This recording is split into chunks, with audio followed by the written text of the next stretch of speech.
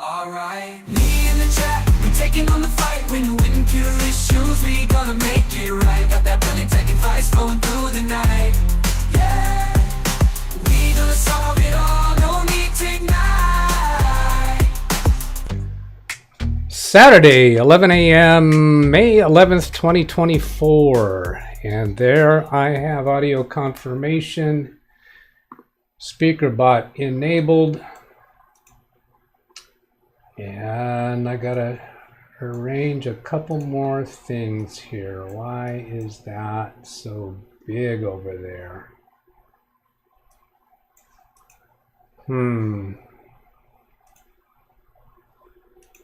I don't want Zoom to be taking up the whole screen.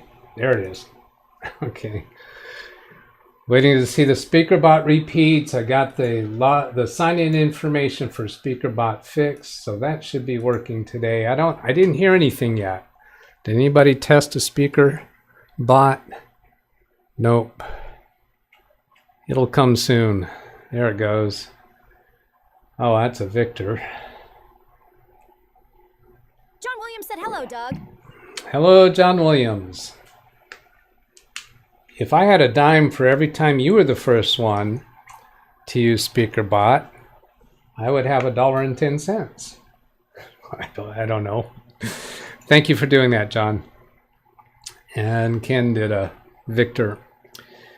I've got a bunch of little stuff lined up for today. Start with Doug, what's up? Start with the things that people have actually asked about. Tim, that's just a no-brainer question I'm not going to respond to.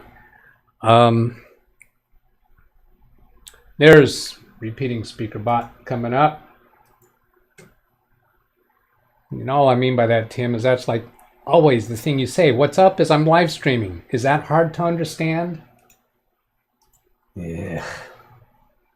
I know, it's just a thing to say. But I'm a Doug. See, the Doug in me wants to respond literally to any question that comes up. It's just... All right. Hello, Zvi. I've got emails that came in.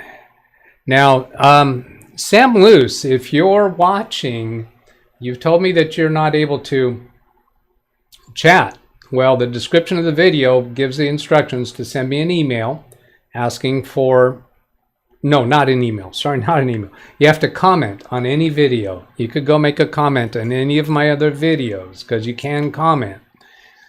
And then that's how I can approve you for the chat room.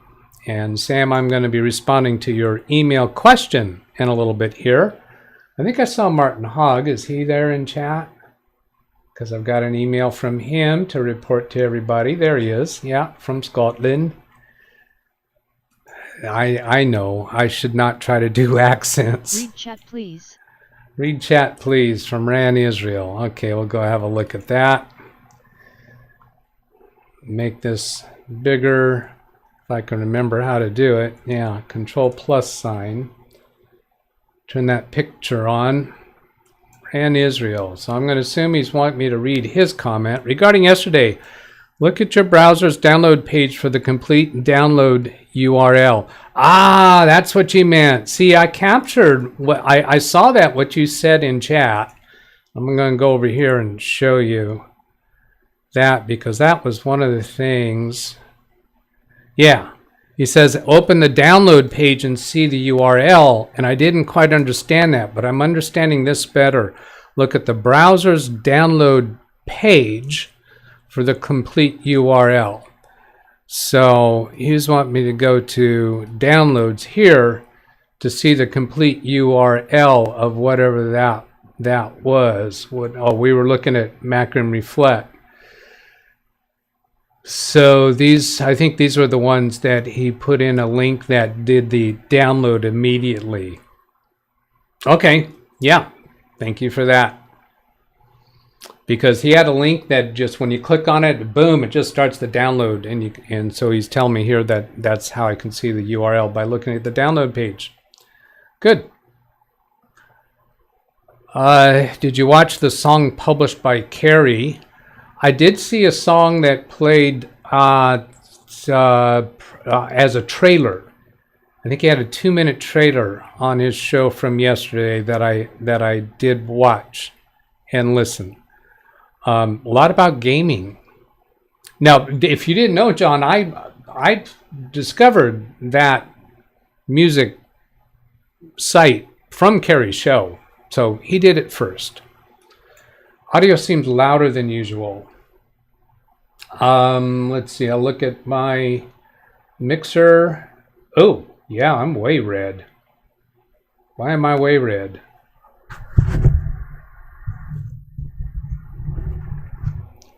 How about that? I turned my gain down a bit. I'm still going into red.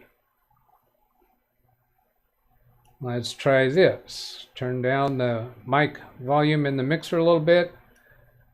So it bounces into the yellow, but not red. Yeah, it was too much sun. All right. Still getting a little bit into the red. Still going down. Is it using the right microphone? Checking.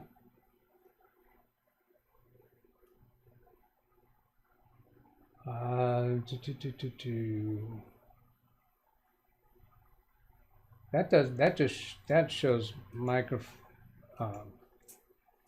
doesn't show which microphone there. Let's do audio.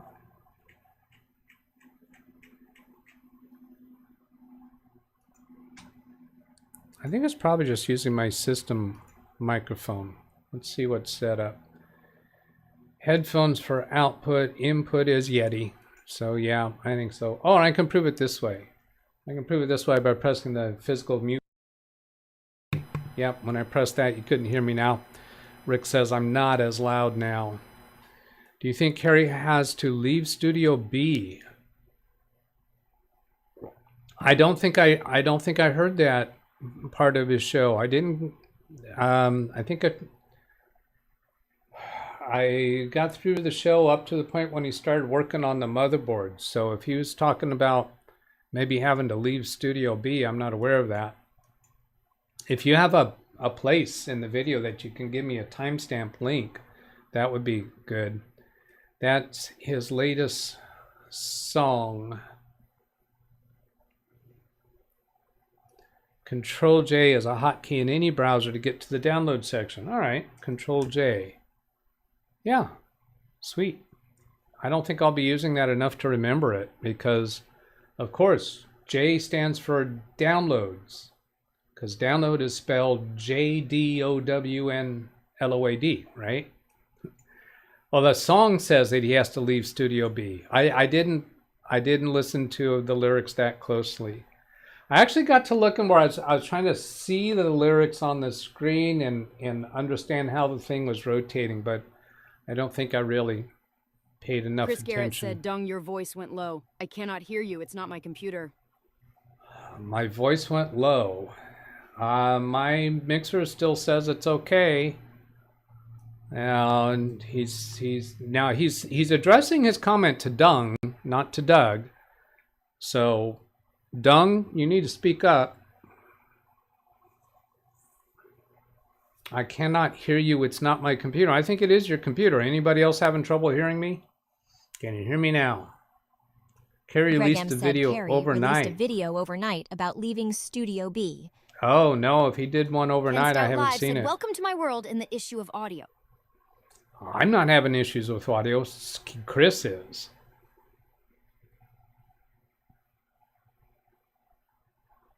Oh, I still got that username said playing.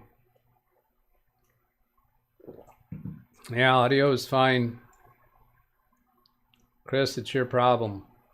It is your computer. Chris Garrett, said Doug. It's Chris. I hear Doug fine. Ken Stout Live said, can I quote you on that next time it's brought up on my channel? Quote me on what? Martin Hogg said your volume is okay. I'm waiting. Okay. Ay, caramba. I don't know what else I might have missed in chat. Hello, everybody.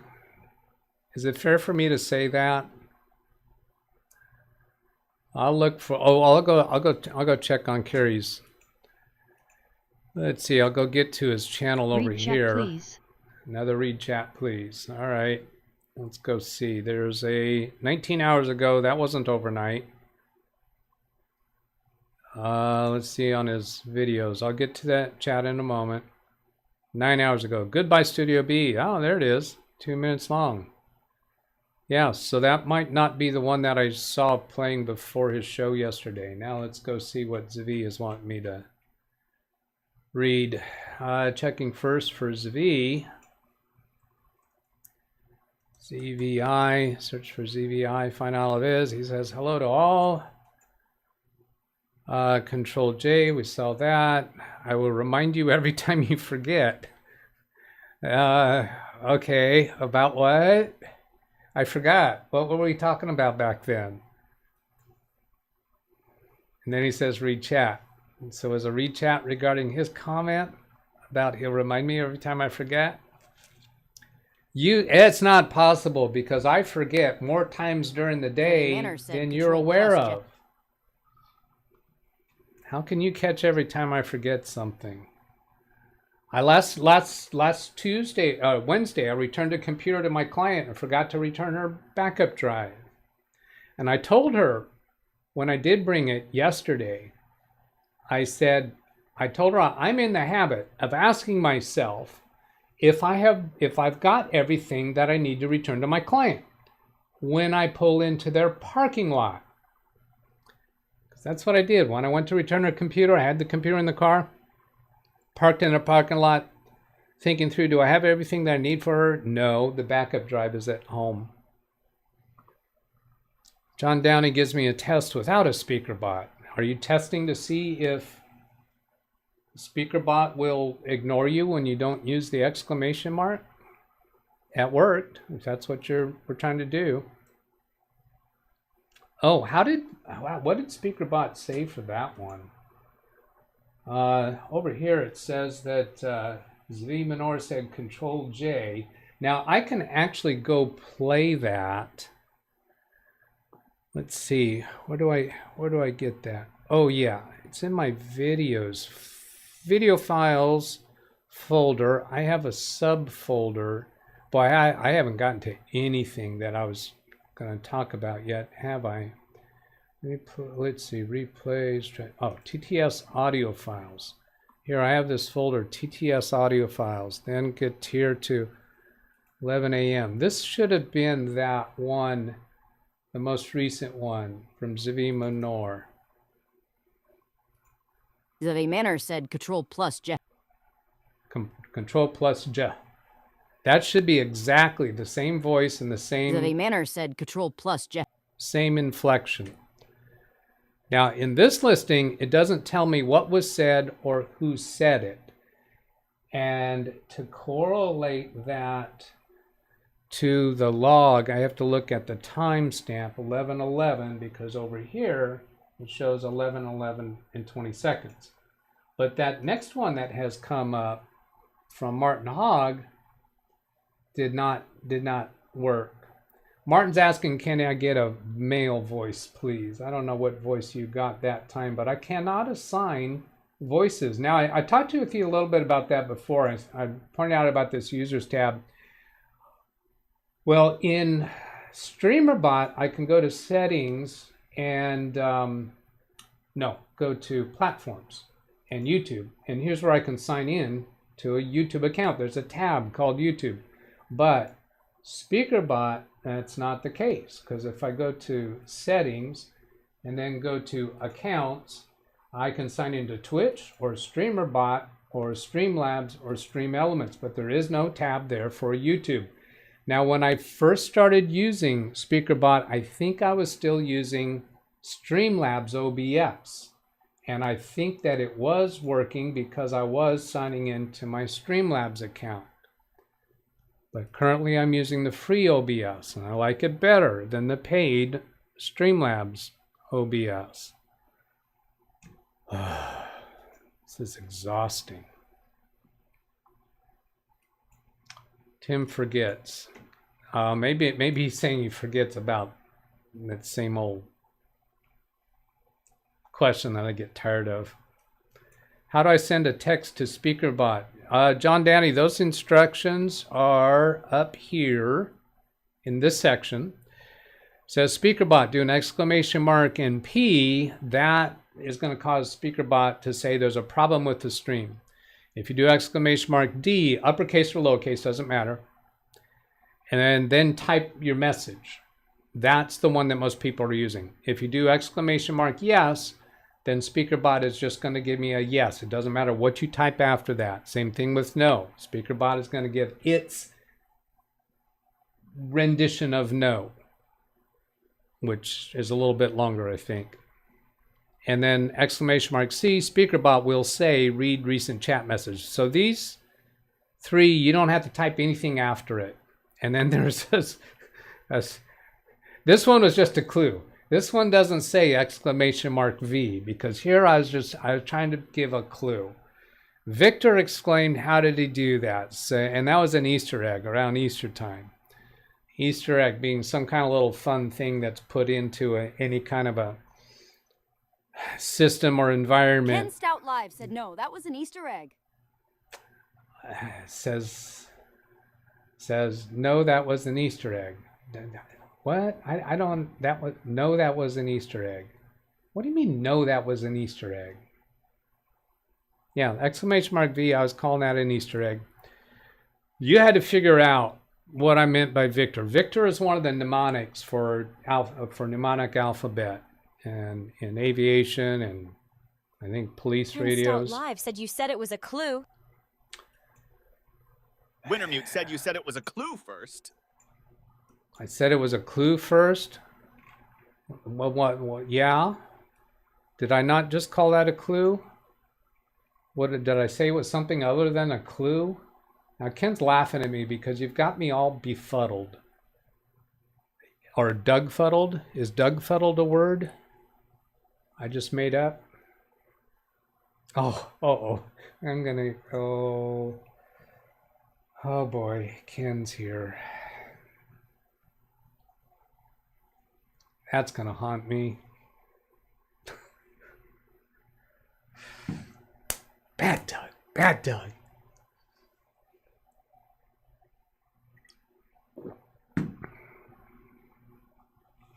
All right. Get my head back in the game. So anyway, that was what, answering John. How does he do a speaker bot? Yeah. Oh, and by the way, if there's anybody watching this show right now that can't chat, Chris Garrett said the Doug Fuddle. it's because I have, what's called something only mode? Jim KJ3N said I need to go to lunch by myself. Maybe then I'd be on time. DVR2X engaged. All right, Jim. Let's see. Let's go to a new incognito window. And if I go to youtube.com/LWTDB/live, that will always get you to my current show. Ryan Reynolds here for Mint Mobile. And because I'm doing it in incognito mode, I'm not signed into my Google account, so I'm getting a advertisement. Now then, if I come down here to chat, I'll be able to display what newcomers would be seeing right now. See, can I get rid of that? Bring chat up where it belongs. Newcomers will be seeing live commentary mode, and they click in there and they can't chat. Hey, what's up with that? Welcome to live chat. Remember to guard your privacy and all this, and they can't chat. They don't know what's going on. Well, if you come over here into the description of my video, I probably ought to put it right at the top so it can be seen better, huh? Zoom session about supporting. Geez, where is it? Do I not even have it in here? Telling people to send me an email? Oh, I don't. Bad Doug, bad Doug. Use this link for remote, current, one-time remote, Zoom session available. It's stuff about the Zoom session. I don't have the instructions here to how to get approved. You know what? I bet I never did that on the Saturday show, and it is there on the Monday through Friday show. So if there's anybody out there, I'll tell you what I'm going to do. I'm going to go ahead. Hopefully, Ken Stout Live said, bad Doug. What you gonna do? hopefully our troublemaker isn't watching right now. I'm going to turn this on so that you can chat, and then we'll make you an approved chatter right away.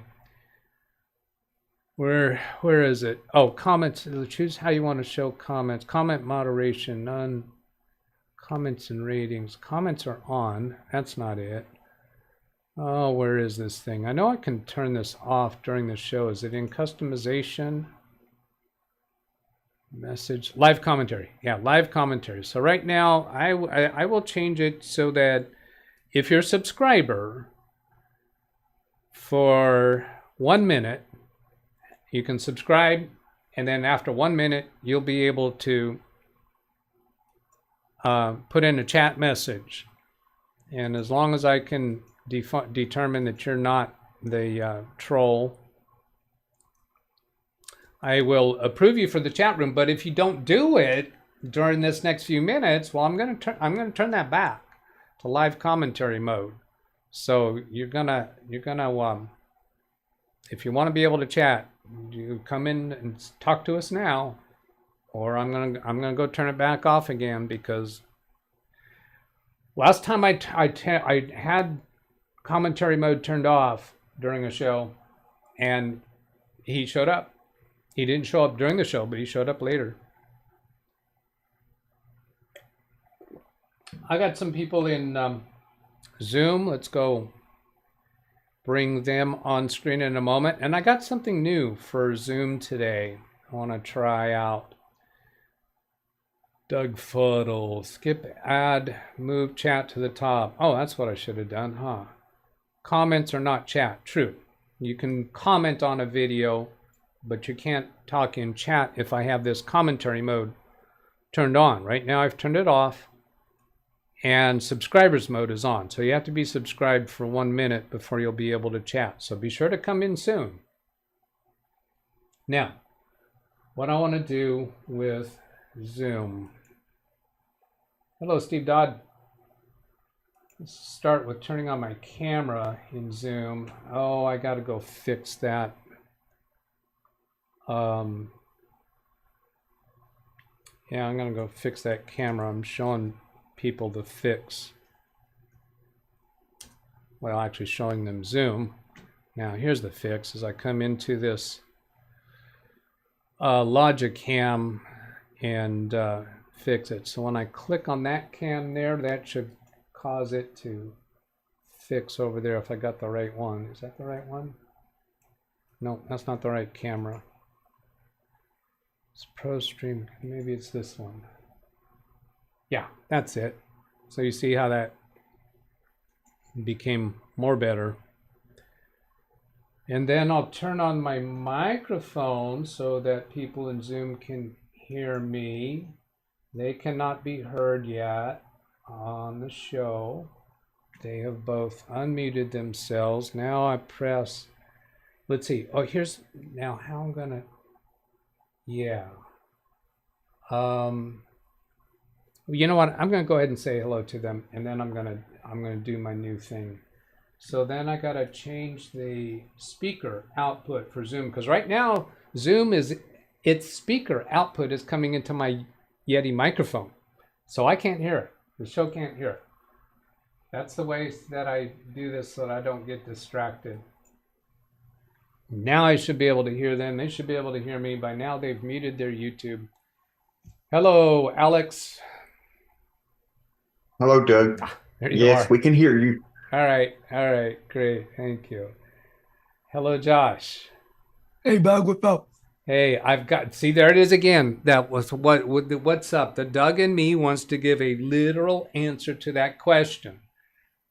The light, which the light is still on. I'm supposed to turn that light off for the show. The overhead light, I want it to be off. Doug, yes. How do I look on the camera? I got a new monitor, and so now my webcam is in a new location, and had a little hard time trying to figure out the best way to adjust it. Well, you look like you are wearing a t-shirt and you have a beard. I see that much, and you're wearing glasses. Yeah. But more to the point, your face is kind of dark. You need to get some light on your face to be a better. I don't need you to do it, but if you want it to look better, you would need to get some light on your face. Now that is showing more on your neck. That's getting better. You're working on it.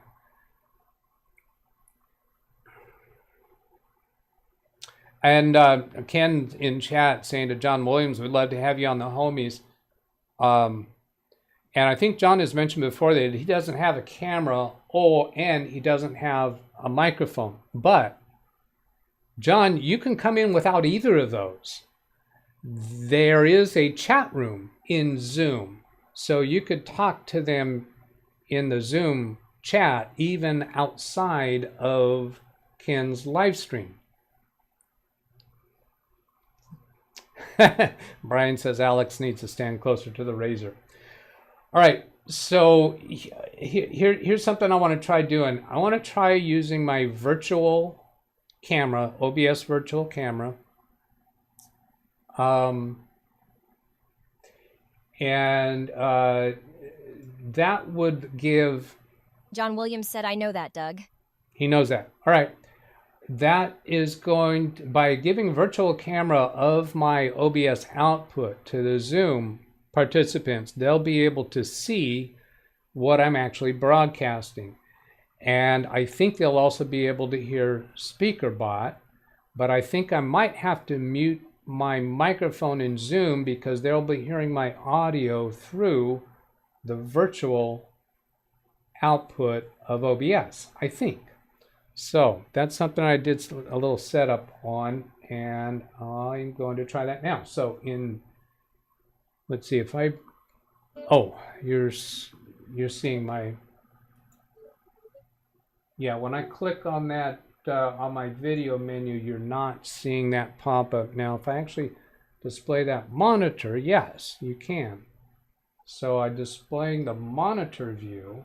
So you can see where I can choose the OBS virtual camera. Now this is going to do a mirror and mirror effect until I make another adjustment. Yeah, so they're seeing a mirror and mirror effect. Now if they pin me on their side, they will see the OBS output. And what I'll do to fix, let's see, I got to go back to Zoom and then fix that. Now we've got 2 rows and 2 columns. So there. Now that got rid of the picture-in-picture. And the YouTube audience sees sees me on camera in spot number 1. But the Zoom participants in spot number 1, they're seeing my OBS output. And if they pin that on their side, it'll be full screen. And that way they can see in real time what I'm broadcasting. Because otherwise, they're hearing me talk in real time, but what they're seeing on YouTube is 5 seconds delayed. So that's kind of a nuisance. And there's Ken Stout. Hello, Ken. Ken, this is an audio included show. You can speak. You're allowed to speak.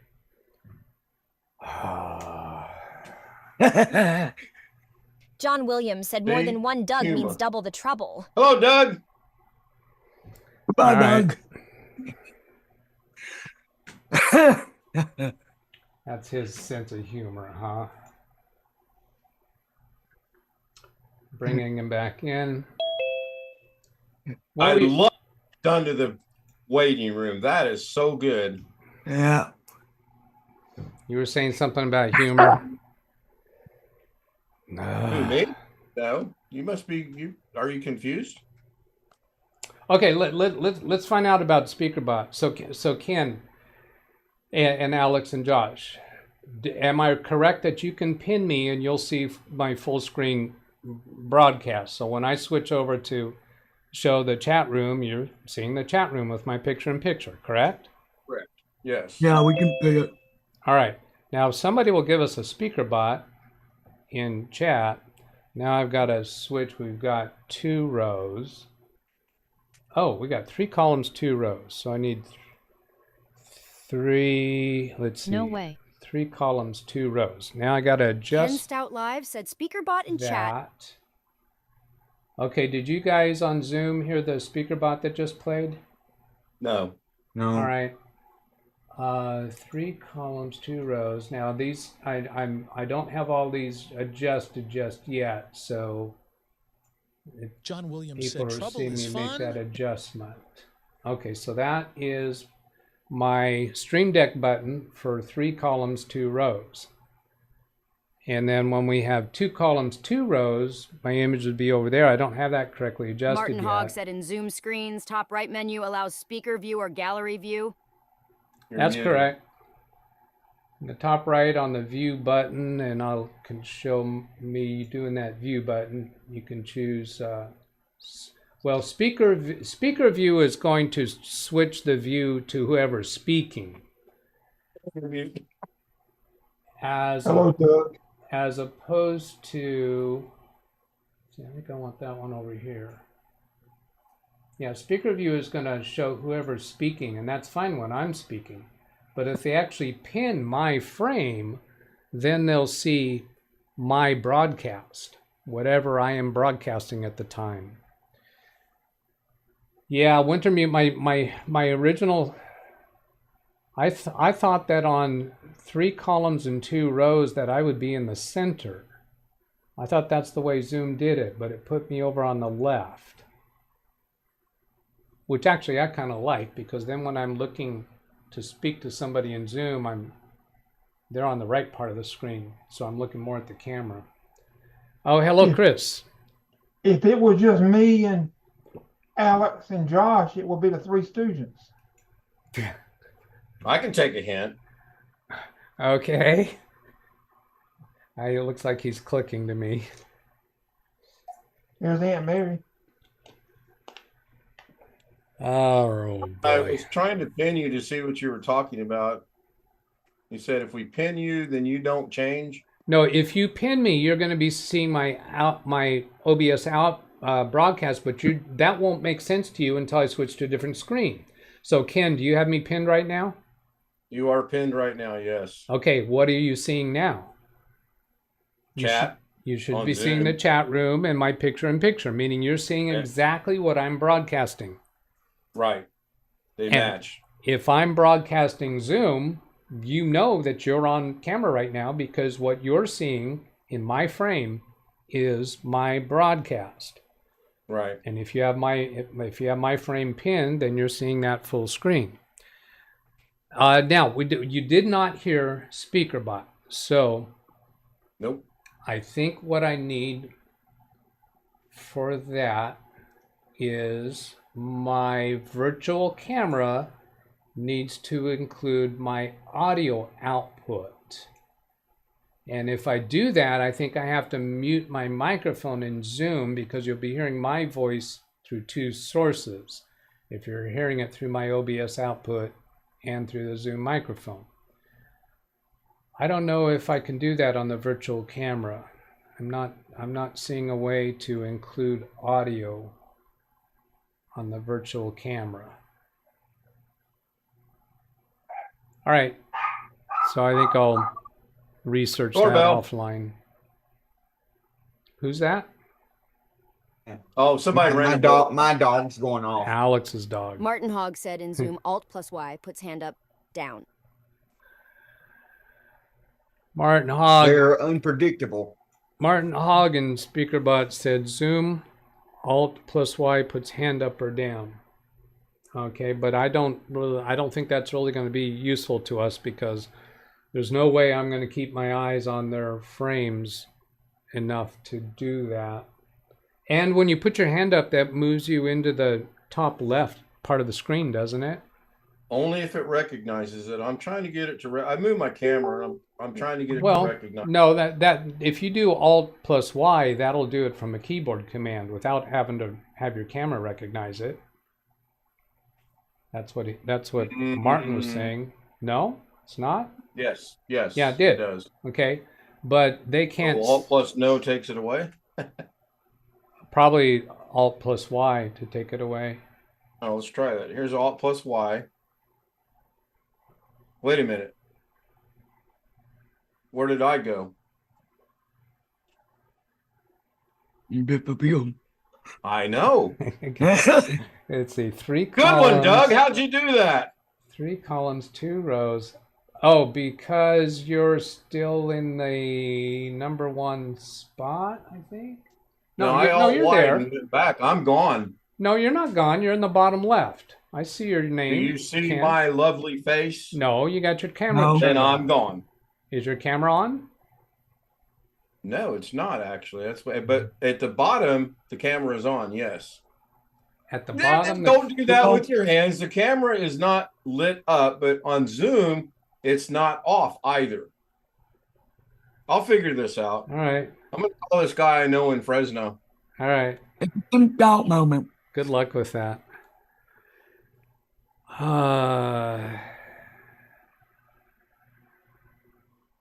Yeah, so these new buttons I have, I'm gonna have to. Oh, there I'm back. There you are. So how did you fix it? Well, I hit Alt N a while ago, thinking to get the hand to go away. Ah. And that kills the camera. Oh, all right. And then I hit Alt N again. 1, 2, 3, 4, 5. That's not working. So then I went to Control N. That's not working. I don't know what I done. The doggone thing came back. Let's try Alt Y. Okay, there's my hand. Alt Y, there it's gone. Press Alt to show or hide control meeting controls. Okay, Alt.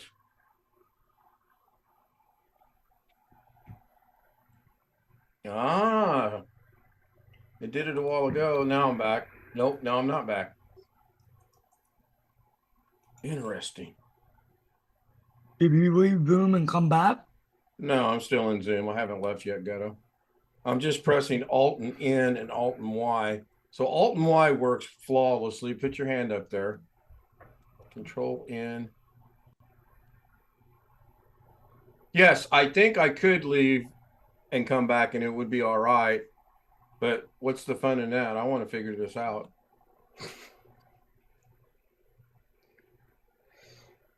All right, I'm going to leave you figuring that out, and I'm going to go on with some other things on the show. Here's some other comments that I pulled up from chat yesterday. Lawn Dog saying, I scheduled the backup process. My question is, what about the differential backup? I kind of remember that the differential backup should be done at a different time. No, you don't have to do it at a different time. If you, when you select the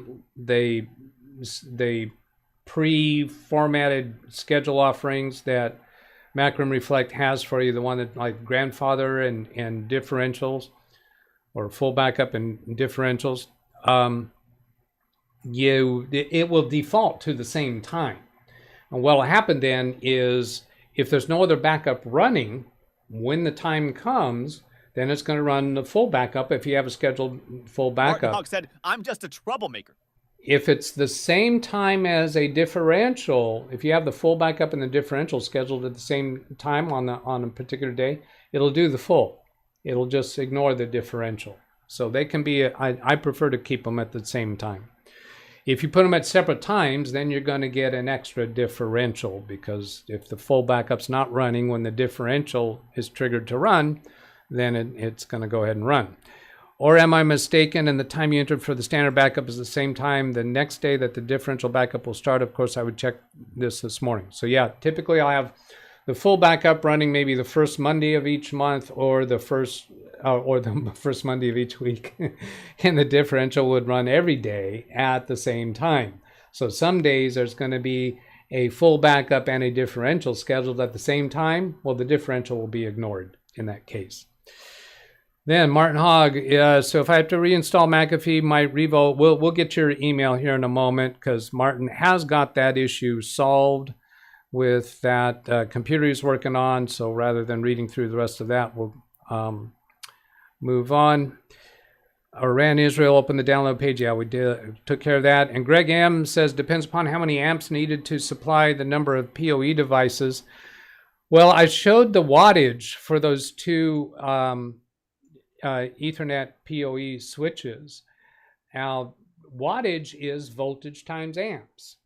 So if the watt, and they'd be the same voltage that's going over the power over Ethernet. So I don't understand why it's of any significance to look at amps. And I went back to look at amps on those Amazon listings, and that was, well, it was shown on one of them, but not the other. But if the watts is higher on one than the other, you don't need to go look at amps, because you know there's the same voltage over power over Ethernet. So I don't understand if Greg, if there's something I was missing there. That's why I wanted to bring this up, is so that you could take me further into my understanding. Now let's get on to Martin Hogg's email. It says, hi Doug, I'm delighted to inform you that my friend's laptop is now fixed. The problem was indeed due to McAfee remains, and Revo Uninstaller completely removed all traces of it. I subsequently tested it by using Night to download, and whoops.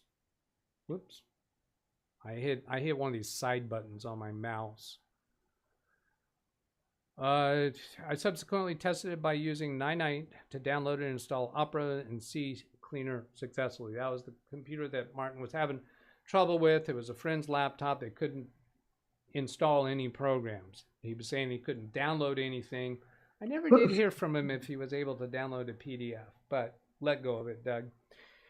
But it was some residual elements of McAfee. That was the problem, because Revo Uninstaller nailed it, got rid of it.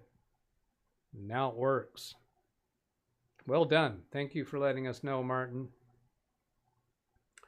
And then I've got an email from a new name on the show, Sam Luce. Sam Luce has not yet been participating in chat. Oh, did we get anyone showing up in chat? Zivi Manor said suddenly the sound volume dropped a little. Dropped a little. Why did sound volume drop a little? Was it when I switched from one scene to another? Ran Israel said your volume is a bit low now. Okay, checking on. Let's see, let's come back here. Is the volume better when I'm on this main camera? No, it looks low. It looks low. All right, so I'm going to bring it back up to where it usually is set at. And now it's bouncing into the yellow, so that should be back up to where it should be. So what? I'm thinking that might have been some kind of automatic noise filtering or sound leveling something. Zvi says yes, Rand says good, so we're back to good now. Greg M is in chat. Right, Watts has to be able to accommodate all the devices that will be used on the switch. Yeah, those numbers that were showing that the cheaper Ethernet switch was higher total watts than the more expensive one. That did not make sense. Right Watts has to be able to accommodate all the devices that will be used on the switch. Left Watts doesn't matter. Left Watts don't have to accommodate all the devices. Yeah, Doug. Auto gain. Yeah, it might have been some kind of auto gain.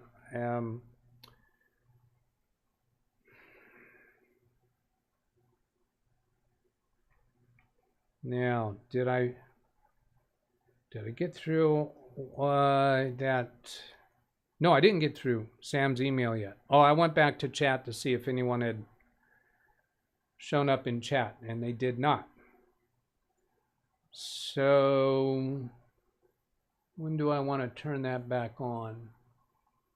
All right, it's still off. If you're watching this live stream and you want to be able to chat, speak up soon so I can make you an approved user, so that when I turn the whatever that setting was back, that you'll still be able to talk. Sam Luce sent an email. Says, "Hi, Doug. Hope you're doing well. I just caught the end of your last live stream." I think that was yesterday. Let's see. I'll go check and see. Yeah, this email came in yesterday at 10:03 a.m. So it was yesterday's show. It looked like you were going over detecting possible errors with a Western Digital spinning disk. Oh, you know what? I'm going to hit my, see, where's that? Replay save. So that stores a 60-second clip right now because I want to reply to him by email to let him know when we talked about his email. Funny enough, I did think about you recently when trying to diagnose and fix a problem with my mom's Windows machine. I eventually decided to replace the SSD, Samsung 870 EVO 1 terabyte, as I was beginning to get bad sectors. Macrium copies / Windows recovery images were failing, and even copying files off the FTP to my local NAS was giving errors. I took manual backups of files and purchased a new 870 500 gigabyte and set all of her directories to auto backup to the NAS from now on so we don't go through the same thing again. I'm assuming her data directories. Anyway, during my investigations, I ended up stumbling across the BCD edit / enum all, which was returning some concerning items. They are not to worry. They are not concerning items. We'll get into what those are. See the attached text file. We will get to that. Under one of the Windows bootloader entries, the device and OS device lines were returning RAM disk equals unknown, where as far as I can glean, this should have read RAM disk equals C:. No, that's not what it should be. We will clarify that. I was wondering if you had any experience with BCD edit, some, or any device, well, enough to answer this question. Or any advice to go about repairing the file to point to the correct location. You do not need to do that. Let me make an adjustment here. I gotta, yeah, there, I scrolled it down so that my picture-in-picture won't be messing with us and I won't be exposing Sam's email address. Any advice about repairing the file to point to a correct location? Again, no, don't do that. Any attempts I made were met with error, failed to perform action messages, so I decided to cut my losses and reinstall from scratch. I'm sure I'm not the first person this has happened to, nor will I be the last. I heard somewhere that a previous reflect I performed, hard disk to SSD, could have caused the issue. Maybe, and we'll get into how you could discern that. I don't think the bad sectors were down to me. As a colleague let me know that there were reports of a bad batch of 870 EVOs. Oh, okay. That went out all the time, about the time I purchased them. He's saying that's why he thinks that drive was bad, because there was a bad batch. Either way, I wish you all the best. Now, let's go get to his attached BCD edit contents. And then we'll go look at mine. Live and in color. Big Beast build. BCD edit / enum all. I'll show you what we get. So here we got these Windows Boot Manager, Windows Boot Loader, and we get down to the one that he's concerned about. RAM disk equals unknown. He's asking, should that be RAM disk equals C:? No, it should not. RAM disk is a disk that's created in RAM memory for a temporary purpose. This one for Windows recovery instance, which, since Macrium Reflect uses Windows recovery environment, that could have been from one of those instances. But you do not need to worry about these. You do not need to fix them. You do not need to clean them up. This is a data file that your computer uses to figure out how to start up. It's a very small file. It's just got text information in it. And when your computer's booting, it will use one of these sections based upon what's appropriate at the time. So here's the section that it uses when it's resuming from hibernate. Here's one during a memory test. So these are different data for the computer to use upon restarting. Normally when you're restarting the computer, it's probably using this EFI partition, and the Windows Boot Manager is just using this section. Now, by comparison, we'll go do a, I did Windows key and then CMD and then run as administrator and enter yes, and then BCD edit / enum. I don't remember the command / all. Is that the right way to do the command? Go back and find it over here. Yeah, I'll just go ahead and try it. Did I do that right? No, I didn't. BCD edit enum / all. Yeah, you see how long I do this command. Very, very rare. BCD edit. Oh, there it is. So here I'm just gonna copy it right out of the email. Highlight that. Control C for copy. Alt Tab to get back to my DOS window. And Control V for paste. So here's what Big Beast Build output is for that. Scrolling back up. Oh, let's make this bigger. There was some, what was it? Yeah, Control and scroll wheel up to increase the font.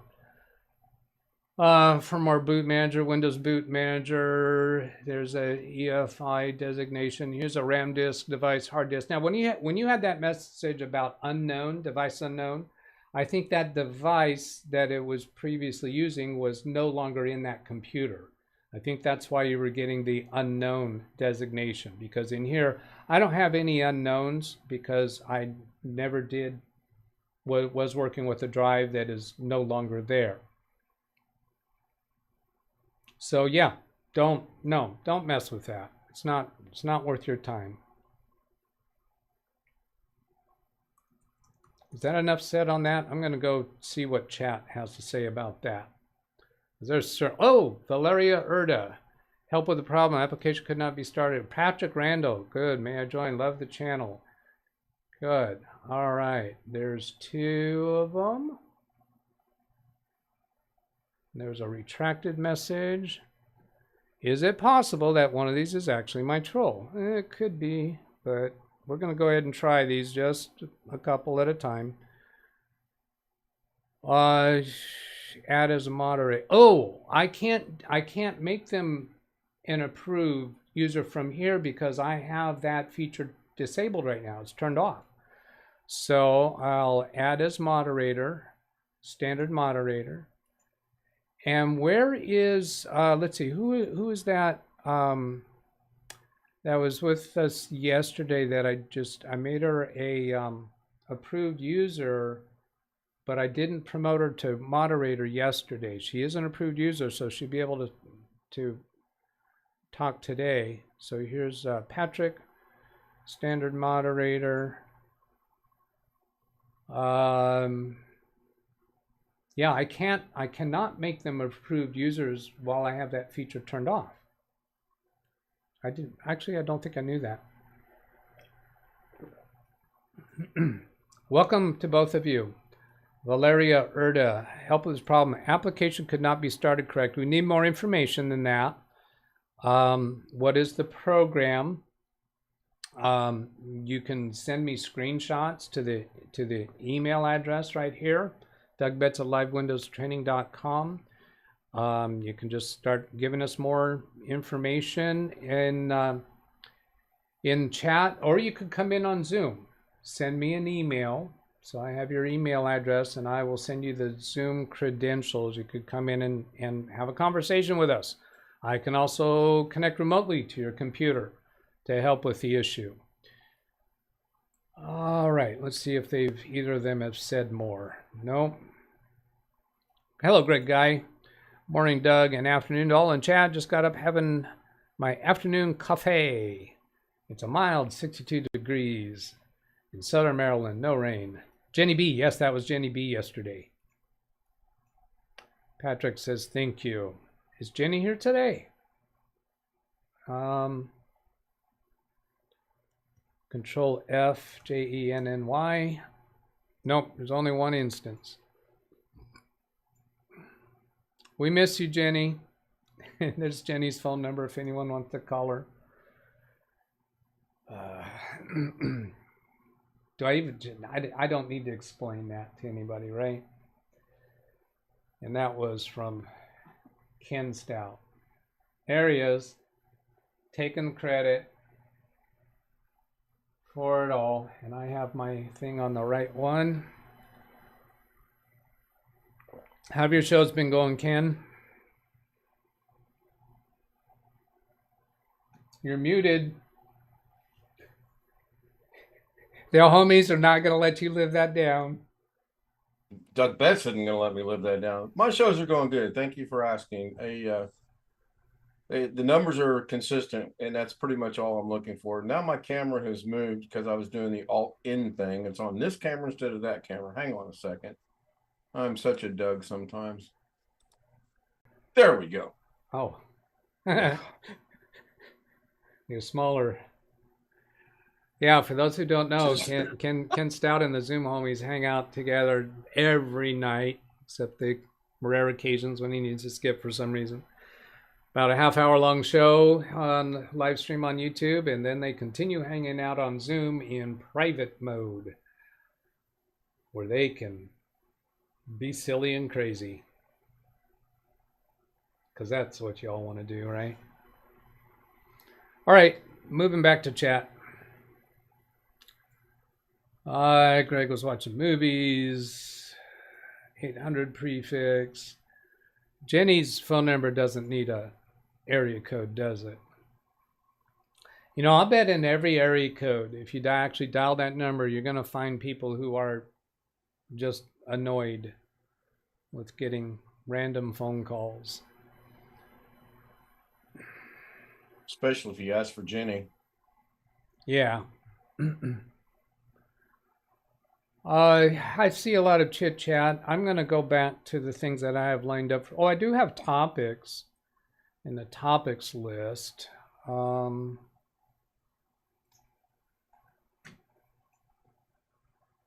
I have talked about those a little bit already, some of that already, because I did make reference in the topics list down here to 3 emailed questions and issues. Checking to see if I covered the 3 so that we can let go of that. No, we didn't get to Josh Kinder's issue. So here I brought up the email from Josh Kinder. I'll read through it and then give my response to Josh, and he's here on Zoom. He says, Microsoft is planning on turning on BitLocker in 2024 in Windows 11 for this year. I don't think that's a good idea for them to do. V-Manor said you skipped the last comments of Ron. Ran Israel says, careful, guys. I have it on good authority that Jenny's got a gun. Okay. Now, I will be impressed if you know where that's from, Doug. If I know where the Jenny's got a gun is from. Got a gun? No, I don't know. I thought he was just saying that. I thought that came from Ran Israel. Aerosmith. Aerosmith has a song that says Jenny's got a gun. I'll take it. Yeah. Yeah. All right. I expect that to be your Monday's trailer, by the way. It could be my Monday's trailer if somebody gives. If somebody gives. We were thinking alike. If somebody gives me a link. Question when you get through reading your emails, by the way. All right. Well, as V Manor is not wanting me to wait to go look at Rand's other question or comment. Let's see. It looks like Windows recovery environment settings are off. Perhaps that partition wasn't copied over. Reagency should probably be able to fix that. Do you think there's anything there that actually needs to be fixed? Recovery RE is probably recovery environment agent. Should be able to fix that. Do you think that needs to be fixed in that BCD edit file? that just strikes me as a nothing burger. Were there any other comments about the BCD edit issue? Because I was wanting to be sure we give equal time to any other. Yes, they do. Rick Lakes is saying yes, they do. Is he saying yes, they do need to fix it, or is he responding to somebody else's comment? Rand says, not really. A USB recovery drive is a better solution. Yeah, so Rand Israel, are you disagreeing with my assumption or suspicion that that was left over from a device that has been disconnected? I'm going to bring that back up again. He was concerned about this area that says RAM disk equals unknown. RAM disk could be a disk created in RAM.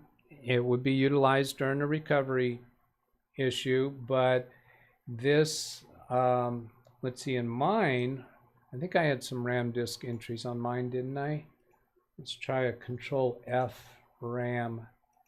Find it next. No, I thought I did. RAM disk, yeah, but they didn't come out quite. RAM disk device, it's showing a path. Recovery Windows RE. And the way it's shown for me is partition / device hard disk volume 11. So let's look into a particular volume. And RAM disk PI path. This is identifier device. Identifier up here, and then device. RAM disk device. Windows bootloader. It's in the Windows bootloader section. Here's a Windows bootloader. I do have a RAM disk equals E : recovery. So he's getting an unknown at that location. I'm thinking it's because that particular device is no longer present. Because that device would be identified with this identifier, and if that device is no longer in his computer, then that section would not be available to him. I know you can edit. Read chat, please. The BCD edit file, or the BCD file, but is it important? Does it matter? The song. He's referring to the song that Jenny, the song about the gun, I guess. I think it points to old missing Windows recovery partition. Yeah, for a drive that's no longer attached. It's not a big deal if you have USB recovery media. It's an equal better solution than that partition. I think those RAM disk entries would only be used, wouldn't they, when you're actually in process of doing a recovery. I doubt that they're ever used again. And when you have a situation where you need to do another recovery, would it use? Well, yeah, I guess it might use that same RAM disk since it's based off the same identifier. It might, if you're using the same drive that you were using last time that you had to do a recovery. I'm kind of spitballing there. I really don't know that environment well at all. Okay, so moving along, we'll drop that and get back to that email that I got interrupted from because you guys wanted me to go do that now. That's okay. Where was I at? Let's see, that was Sam Lewis. Oh, I was starting on Josh Kinder's. Yeah. Here, back to Josh Kinder's email. Microsoft is planning to turn on BitLocker in 2024 in Windows 11 for this year. I don't think that's a good idea for them to do. Here's an example of why. My aunt is 75 years old. She doesn't now. That's okay. People can still be very, very computer literate and smart at 75. But to Josh's perspective, that's old. She doesn't know that much about computers. I would have a feeling that you and I would be getting a lot of phone calls. No, disagree on that. About it, if you have a lot of people that are older, like my aunt, see you tomorrow. Look forward to what you think about this. I mean, this update comes out in October this year. No, I don't think that is of concern, and I'll show you why here. Let's see, I think I made a bookmark for that for today. But Doug, Microsoft has been doing this, and we've heard about this before. Microsoft has been doing it for a while on the home version, doing some version of some lesser version of BitLocker already. Yeah, yeah. The device encryption. Yes, that is true. And the change that they're making now is just one additional step on that. And where did I put that? Turn a bit longer. Yeah, let's do this way. Let me give this up on screen. You'll have a better place to. We'll have a better place to address that. So I did a copy and paste from his question there. BitLocker in 2024. The change that they're going to be making. I had that. Windows 11, the thing that they're going to do in 24H2, enable BitLocker. Yeah, I think this is it. The thing that they're changing about that, it's not a worry, not to be concerned, Josh.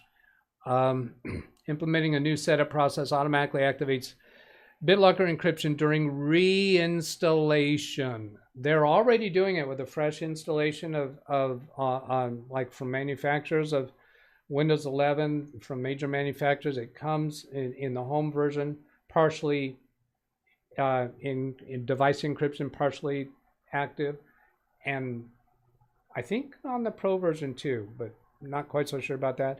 The change that they're making here is during reinstallation, meaning if you do a reinstall on a computer, they're going to do that partially enabled. I don't think we're going to have calls from end users, Josh, on that, because that's during a reinstallation. That's not saying that Windows 11 is going to turn on BitLocker encryption for a computer that is still in use. It's not like it's going to be a monthly update and they're going to turn BitLocker on. It's going to only happen during a reinstall, and people such as your aunt aren't going to be doing a reinstall. Josh? When we get the update from Windows Update, it won't be turned on. No. It's for people like Terry that are doing clean install. Yeah. Or even if you came across a reason for Aunt Mary to reinstall Windows 11 on her computer. Okay. Okay. What Josh is thinking of is not a concern anyway, because if you were a business and you needed to install the full version of BitLocker, Microsoft would not enable BitLocker without providing you a recovery key or a way to unlock the drive. Well, they wouldn't. Before they wouldn't fully enable it, but this thing that they're doing with this partial enable and telling you to sign into your Microsoft account to complete the encryption, you can undo that without entering any key. You just click a button to say you want to undo it. So they're not fully implementing encryption at all. You can't do that, as far as I know, until you actually enter a Microsoft account, and then that's going to generate a key that's going to be stored in your account. And okay, that's my understanding. Now let me make sure everybody knows I've never actually fully enabled BitLocker. Neither have I. Yeah, I do expect to be doing it in future years as we tighten up on security for my clients. Particularly for traveling computers, laptops. The RAM disk is drive X, Windows PERE is running off of. I'm suspecting that the drive letter is not specified in the BCD edit file. Wouldn't that happen at runtime when you're actually trying to do a recovery? Not that it matters in the Aerosmith song the name is referring to. Janie's got a gun. Janie's got a gun. We're so good at wasting time today. Maybe it's me. All right, I'm going to go past that. I don't need to understand that any better. Daco, hello. Daco, I think it's been a while since I've seen your name in chat. Good to see you. If you back up the drive, then you have a safety net. Everyone backs up their machines regularly every night. Everybody that watches this show is doing that every night. I'm sure of it, right? Yeah. I do it, but not every night. Look at my nose. Well, it paid off for me this last week. I had it set up on a client's machine that it does full backup once a month, and it does differential backups every day. And that's a default template that Macro Reflect has. And because of that, their last backup was on Monday night. It crashed on Tuesday night before the backup ran. So they did lose Tuesday's work. However, they wouldn't have lost that if they had been disciplined about the way they use QuickBooks. Because they had QuickBooks on the main computer, the administrator's computer, the bookkeeper's in another room. She accesses the file through the network. When they exit QuickBooks, they get a prompt for backing up the QuickBooks company file. And if they do that, it puts a backup copy into a OneDrive synchronized folder. So that folder would have been synchronized to OneDrive, and we could have recovered it even though the hard drive had actually crashed. But they weren't too upset about having to recover from that.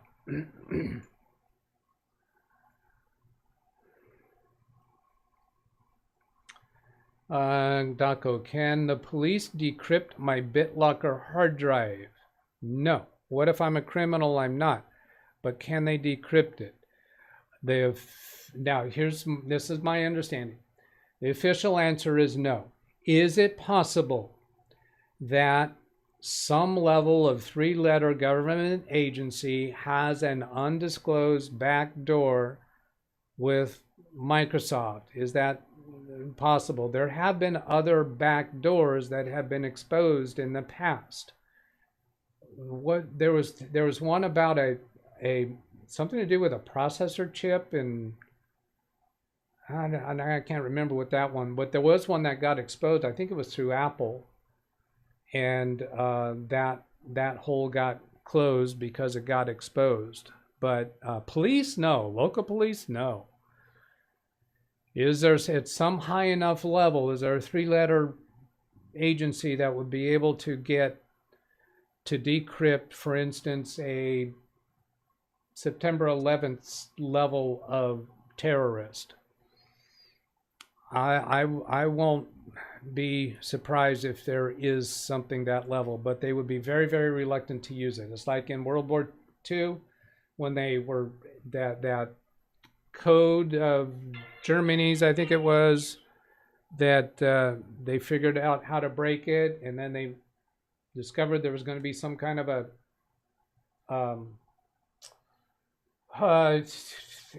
conflict occurring, and they, instead of stopping it, they allowed it to occur and people to get killed and hurt instead of exposing that they had broken a code. Enigma. Thank you, Ran Israel. Yeah, it was the Enigma code. And Jonathan, SpeakerBot, is he come? Oh, no, you didn't do that, right, Jonathan? See, I'll just show, he did an exclamation mark Enigma code. You have to do exclamation mark D space and then what you want SpeakerBot to say. It's the exclamation mark D that is what triggers that. Ran Israel said Churchill allowed Coventry to be bombed to keep the secret. Yeah, right. So is there some secret backdoors that a high enough agency might have? Yeah, it's possible, but not local police. You're going to have to be a really, really high level criminal to be at risk of that being used on you. So what if I'm a criminal? Are you considering that as a career path? Inquiring minds want to know. Just kidding. Windows 11 and the home version, all this business about turning BitLocker, we're going to have to wait and see what this is all about. Yeah, not a concern.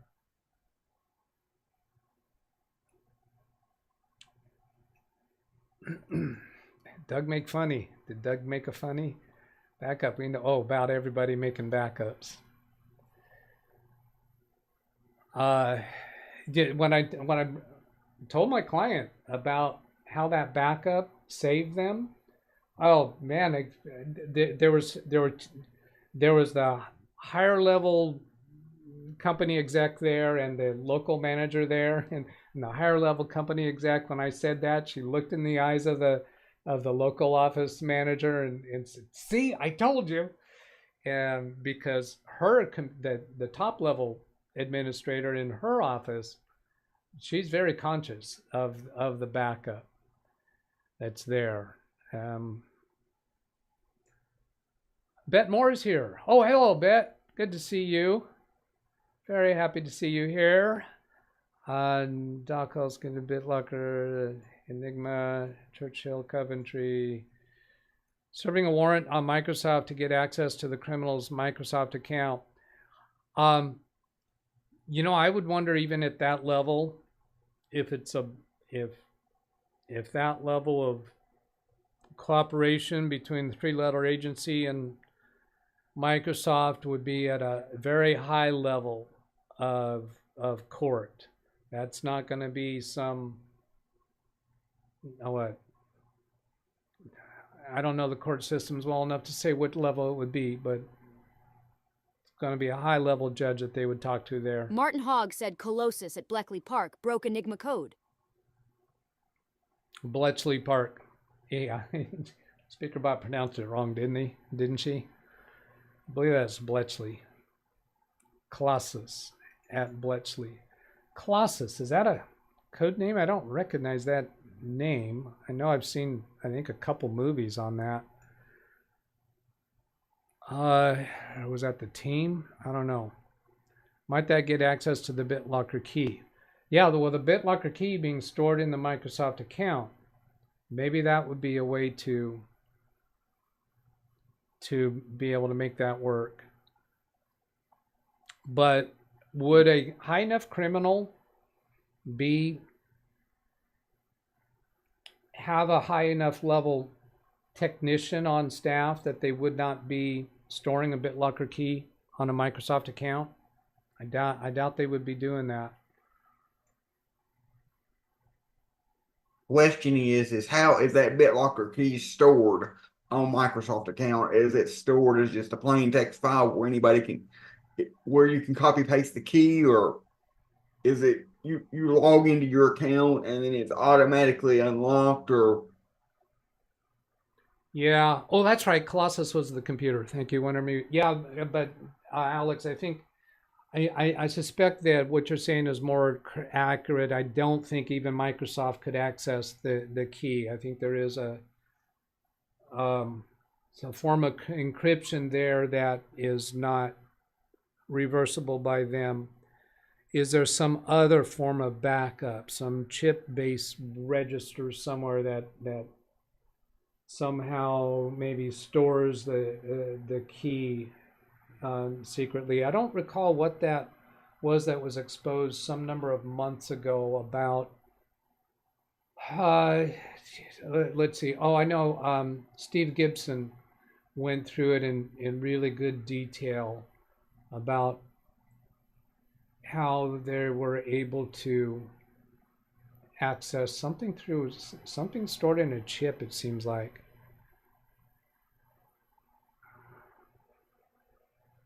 it was probably something similar to, like, they had these USB security keys that are similar to it looks similar to a flash drive, and that you can put your multiple accounts, like your Google account, Microsoft account, and whatever on it, and you have to have that USB drive in your computer to be able to access your account. It, like, you plug it in and then it has a fingerprint sensor on it, something similar to that. Yeah, so that would be a key that an individual could have. Is there a similar type of hardware unlock that Microsoft might have coordinated with three-letter agencies. I think it would have to be done in a protected strategy well enough so that no individual or no group of individuals could utilize that without going through a judge. Daco says, what is the point in having hardware encrypted if anyone can decrypt it? If everyone can decrypt it? Well, no, it's we don't have that. We're not talking about that at all. It's not everyone that can decrypt it if this backdoor method exists. I'm not saying it does. I wouldn't be surprised if it does, and it certainly wouldn't be everyone.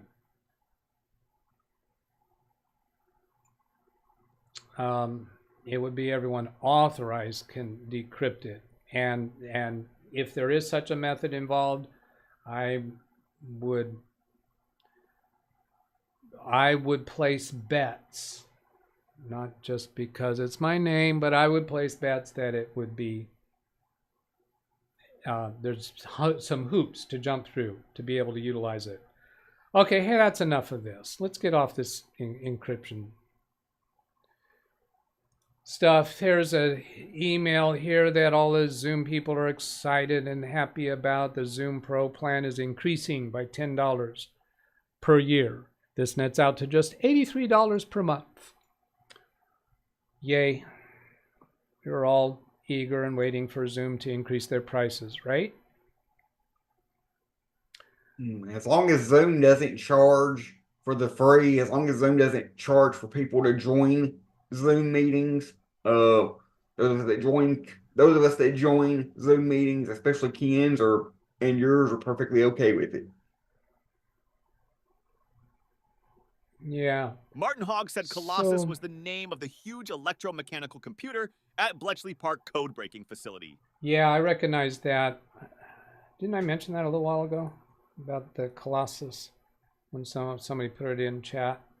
Yeah, Colossus was the name of the huge. So Ken Stout has his hand up in Zoom, and that's what has messed up my thing. So there, I just did that. So Ken Stout, what's up? Question on your trailers, if you don't mind me asking. Okay, sure. So when you upload them, you obviously put them as unlisted, correct? Correct. And then when they play for your live streams that are coming up, you don't catch any revenue off of that, do you? Because they were originally unlisted? I don't get any revenue off of those because I specifically choose to not monetize them. Okay. Some of them I can get revenue for. If I choose to monetize them, even though they're unlisted, they can generate revenue. Okay, and also since they're unlisted originally, you're not going to catch any copyright notifications on the trailers either, right? I do get notifications. I don't get strikes. Really? Yeah. Well, I get notifications. Yeah, let me go bring that up. I've shown that a few times, but now that you're paying attention. I've been paying attention. I'm a multitasking person. I've shown this many times. Here, the Cadbury Gorilla is ineligible, can't be monetized. That's a notification, and I received an email on it. Okay. And so let's see. Here's ineligible, and I've had some that are completely blocked, and I cannot play them at all. And here, these are partially blocked, but they're still ineligible, and they play. When I get one that is totally blocked, it's still not a copyright strike. Let's see. Where do I go to the next page of these here? Down at the bottom. Shouldn't be hard. By totally blocked, you mean that not even you can play them for your own YouTube. I think that's correct. I think I can't even play it to watch it myself, but I'm not positive about that one. Private. No. I'm not finding it that way. Let's see if I can filter for visibility, and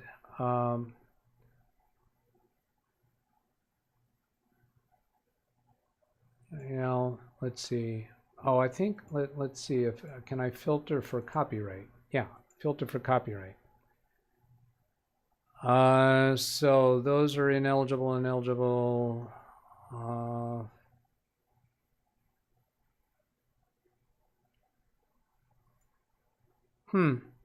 Because I've had some that were totally blocked, and I could not even. I think I could not even play them myself. I'm not finding that now.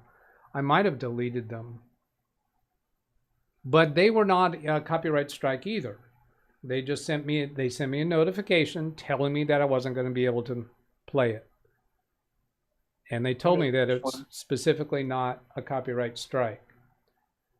So the question comes to me, where do you actually get a strike? And I think it's if I were to actually go play something like one of those videos that was totally blocked.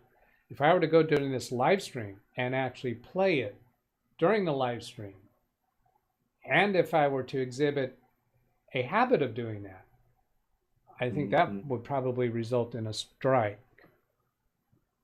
Or another way to do it would be you uploading a piece of material that you know is copyrighted. Like there's certain people on YouTube that will upload, try to get away with uploading full movies of something, anything that's a full movie. Yeah, that's protected. Then again, it depends upon the copyright holder, because most of these trailers that I do, the ones that are music, they are copyrighted content. There's no question about it. And some of them allow me to make money off of them. Some of them, the money goes to them.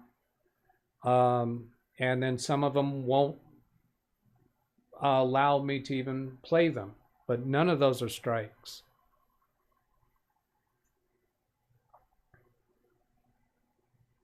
Not that I would recommend it, but I bet if you played anything from the Eagles, you might catch a strike there.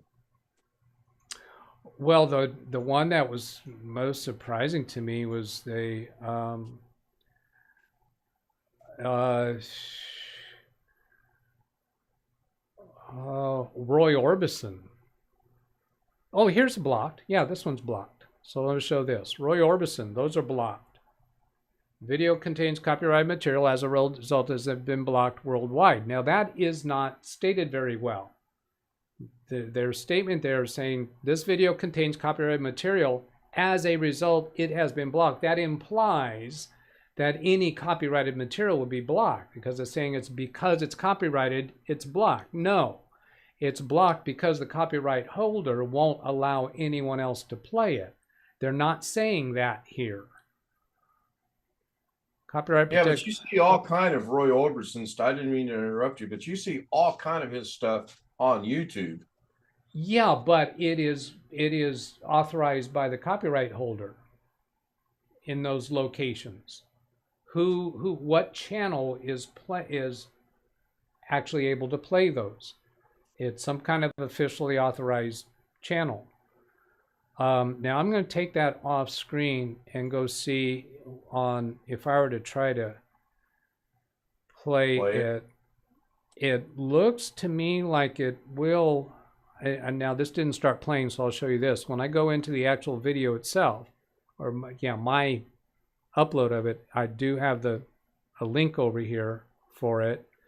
Now let's see, if I take that off screen, I'm going to turn off app audio, which means Zoom cannot be heard while I have app audio turned off.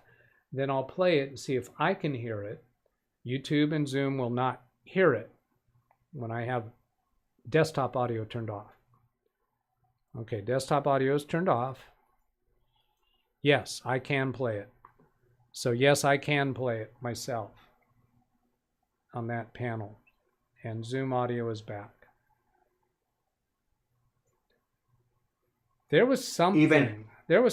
Oh, I know. One of the there's one or two of the Lady Gaga trailers that I used to be able to play, but now I can't even play them for myself.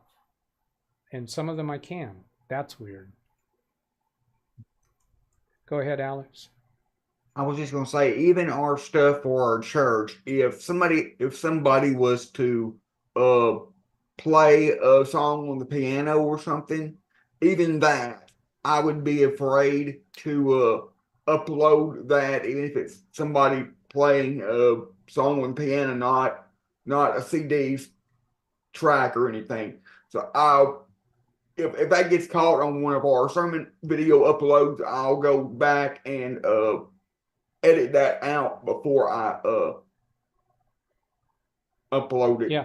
Well, now you can. It's completely acceptable according to YouTube. It's completely acceptable for you to upload that video that might have copyrighted content, because when you upload it, it will scan it and look for copyrighted content. If it finds copyrighted content, it will let you know.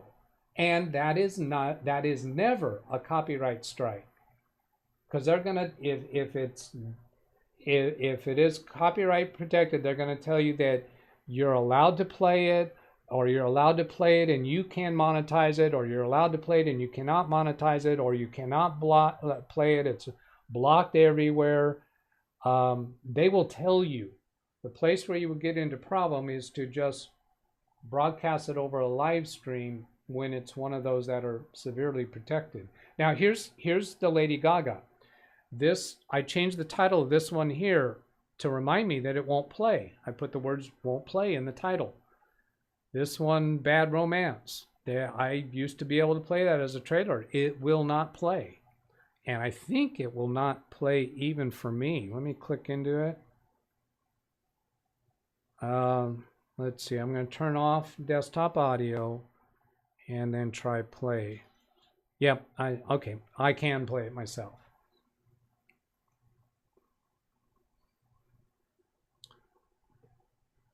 There was something that in that upper right corner, when I click into it, it's just blank, and there's no button for me to click on to play. As long as we're on a Ken subject, I heard you saying asking something, or somebody brought up the topic of seeing the monetization of individual videos. Yeah, I was watching one last night, and somehow the girl was showing individual videos, and when it was uploaded or live, number of subscribers gained since its inception, the number of money made since its inception, and I think she was pausing it, restarting, pausing, restarting. I think. Yeah, it's a simple thing. I think like here I'm showing my live stream videos, and there's these buttons here. This one for analytics, this one for comments, this one for monetization. You click on that one for monetization. Let's see, it tells us it is monetized. That didn't get us the actual money made from it, but let's go down to one here and actually click onto that video. That takes us to this screen. Then monetization over here. No, so we actually have to go to analytics, and then up here for revenue. So this is going to give us the revenue generated by that video, and there's a bunch of different ways you can see how that money came to you. Skippable video ads, non-skippable ads, and so on. And then I saw some people criticizing and struggling over understanding how much advertisers pay and how much you receive. So this is implying advertisers pay $11.09, but I'm only receiving 63 cents. What? No, they're misunderstanding that. Playback costs for every 1,000 views. Right, per 1,000. Now I've seen people not understand that correctly. So. Right, if you were to get 1,000 views on that video, then you might make a little more than 63 cents. Yeah. And let's see, that video had 64 views, so that's a little while to go before it reaches 1,000. You think? Well, then another thing people get all up in arms about is when they see the difference in dollar amount. Some people will see that and they say, oh, my channel gets $11 $6.09 for every video. But no, that's not true. This is for every 1,000 views of this video. How long is this video? If it's longer than others, it's gonna earn more. If I go over to some like an uploaded video, let's see. No, let's not do that. Let's go. I don't even know if that was a daily show or what one I was just looking at. Let's go to a Saturday show, analytics, and see. Oh, I got to go to the revenue tab. $16.53. Why does this one get more for 1,000 views? Well, because it's longer. Duh. Long Dog makes a comment saying there's also a time frame for getting those 1,000 views. Is that factual or no? No. 1,000 views. No, but there is the time frame does have an impact.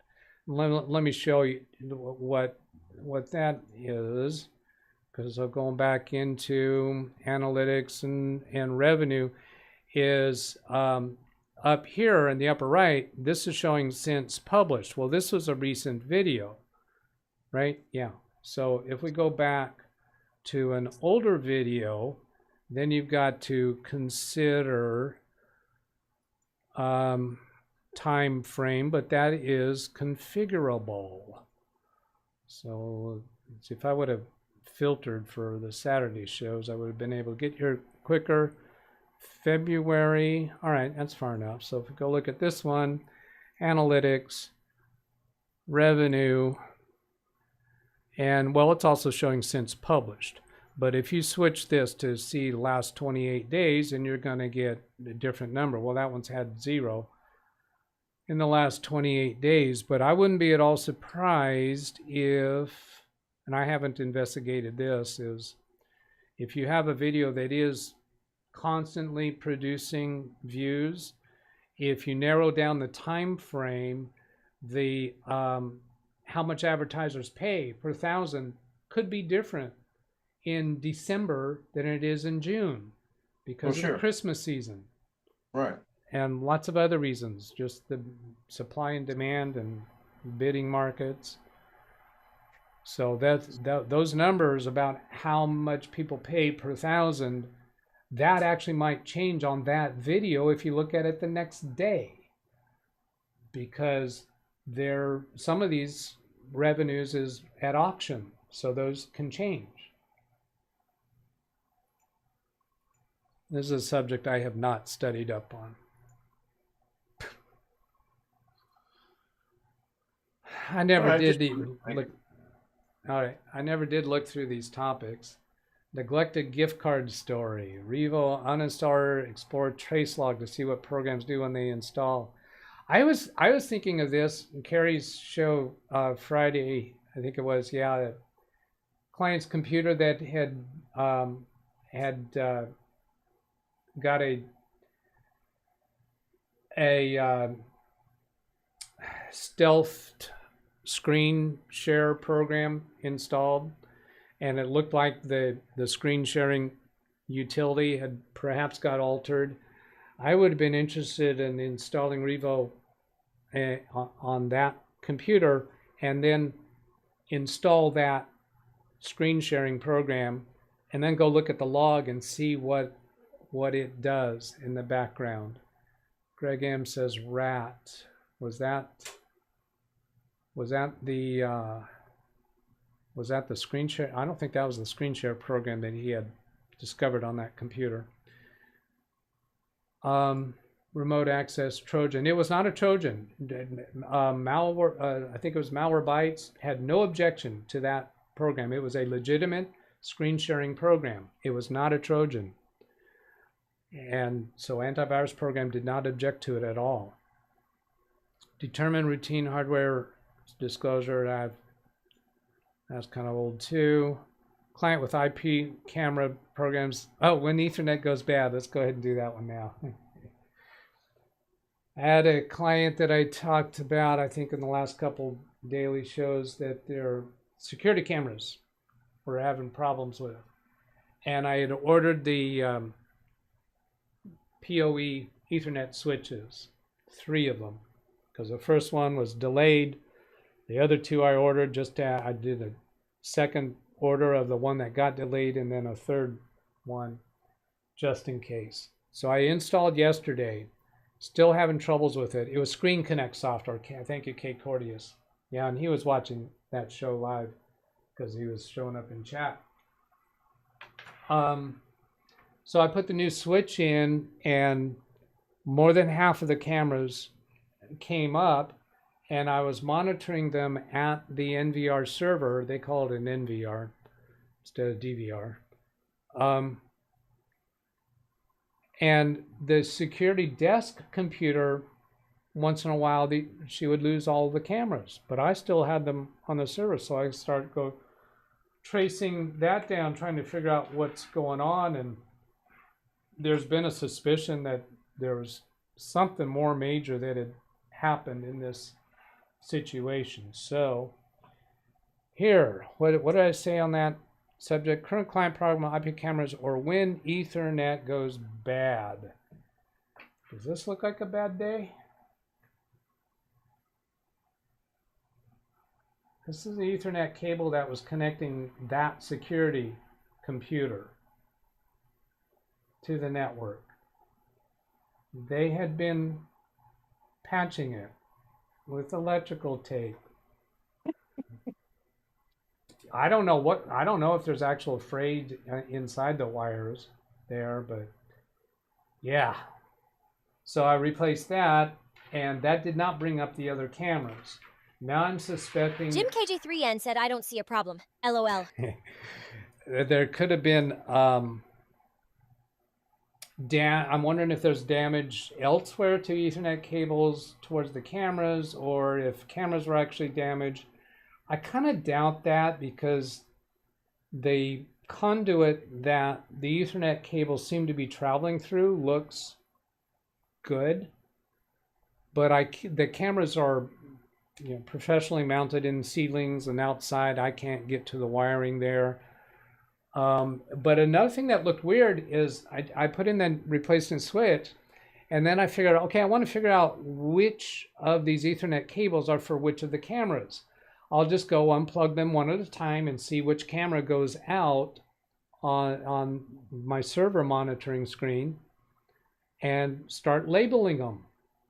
I've got a lot of labeled cables there now, but I did not label any of the cameras because I disconnected the cameras one at a time to see which one went off, and I didn't see any of them go off. So maybe that's one of the cameras that's not working. Plug it back in. Go to the next one. Unplug it. Which camera went off? Oh, none of them. It must be one of the cameras that's not working. Plug it back in. I got through every single wire on that switch, and not one camera turned off. Those cameras have to be home runs for each one of those cameras. Even if those Ethernet runs go out to a switch that might be shared between 2 or more cameras, I should have been able to get the cameras that are working to turn off.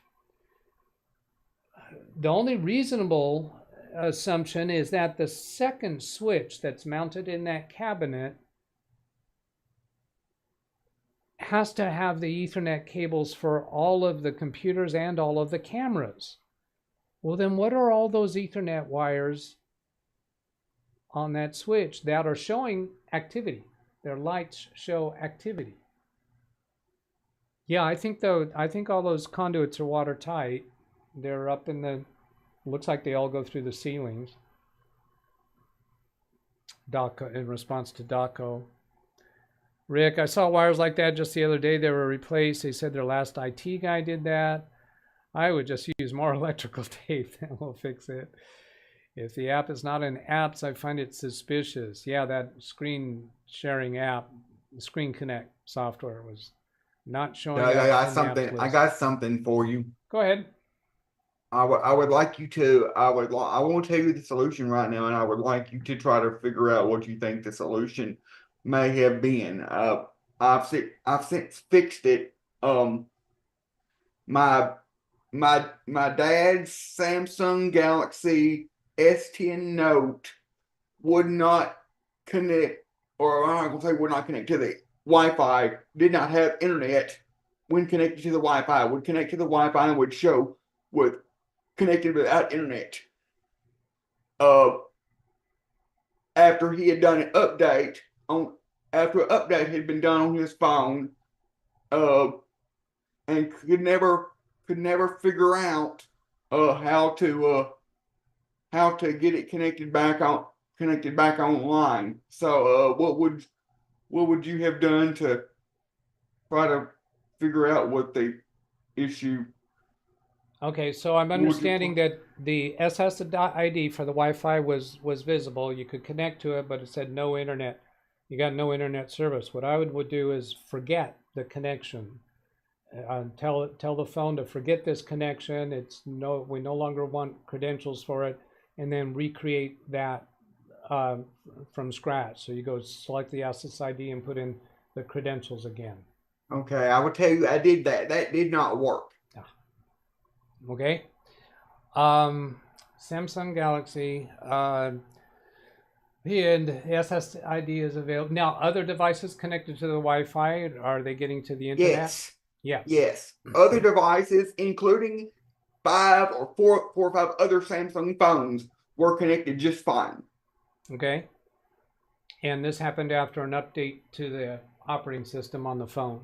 Ran Israel said, is Mac filtering enabled on the router?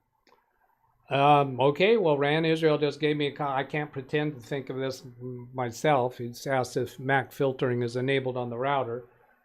So that the phone should still have the same MAC address. No, but you're close.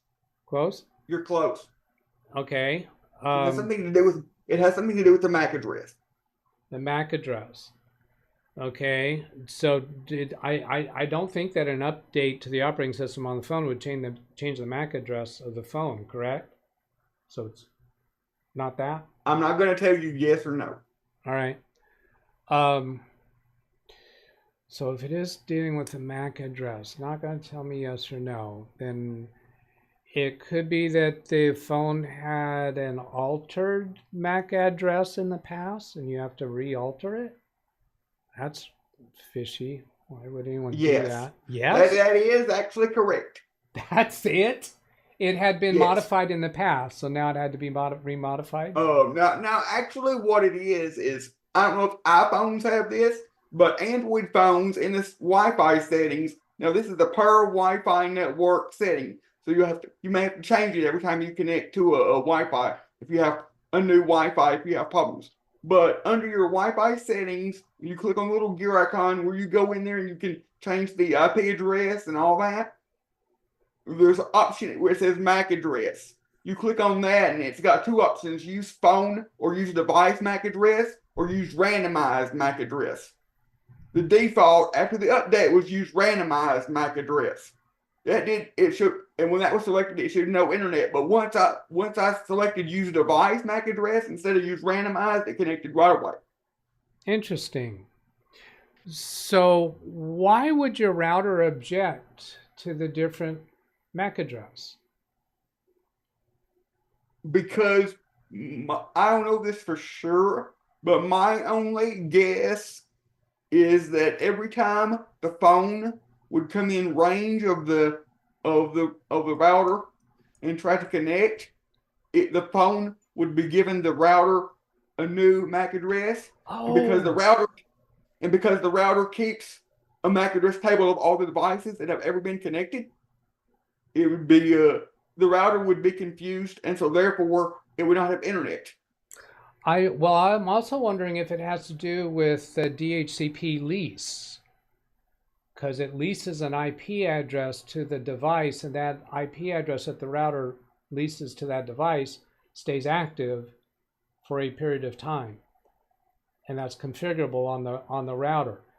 But the way the router recognizes the device is by I thought the same thing, because I had a DHCP address reservation set up for his phone on the router, but once he was having that issue, I deleted that reservation, so it would just get a randomly assigned DHCP, and the issue was still persistent. no change on his device until I change the option in his phone for the MAC address. No change on the router was needed. Okay, so the phone has the capability of choosing the device MAC address or random address. There was a third one. No, that's the only two. You got device two or random. Device or random. Okay. All right, cool. So that was because he went up to the computer repair guy in town to get the supposed Wi-Fi issue fixed. But when the computer repair guy connected to his Wi-Fi, because it's a Wi-Fi to Wi-Fi issue, the computer repair guy would not have been able to fix it. Only I would have been able to fix it because it's an issue that only happens here. Right. Got it. But if it happens again when he's connected to another Wi-Fi, like if it happens at church or whatever, we get the new Wi-Fi set up at church, I'll know the fix. Yeah, good. All right. Good stuff. So if you ever ran into anybody with a Android phone that can't connect to or connects but says without internet, you'll have an idea of what it could possibly be. Yeah, that's good. Oh, yeah. Let's see who in chat believes that Doug will remember that when it comes time. Well, Ken's got his thumbs up, so I guess he believes that'll happen. Oh, that's just a picture. My dad's first complaint about this issue was that he was trying to print and he couldn't print. Well, to print, you got to be connected. You got to be connected to the router on the Wi-Fi because the printer's connected via Ethernet on the router. And so his phone would stay connected to the Wi-Fi without internet. But because the phone is smart, quote unquote, it would say that it don't have internet and still try to be connected to the 5G of AT&T at the same time. Well, that would cause issues with him not being able to print. So he came to me and said, "Why can't I print?" And that's what started this whole. I see. All right, let me move on to another one here. You know what? I just had another thought. It's not actually on my list, but I mentioned about the thing that Carrie had yesterday with that screen program and the infected computer. Another thing he had on that computer is that his client has knitting patterns or sewing patterns, something like that. And I've got a similar situation with this client about their WordPerfect issue.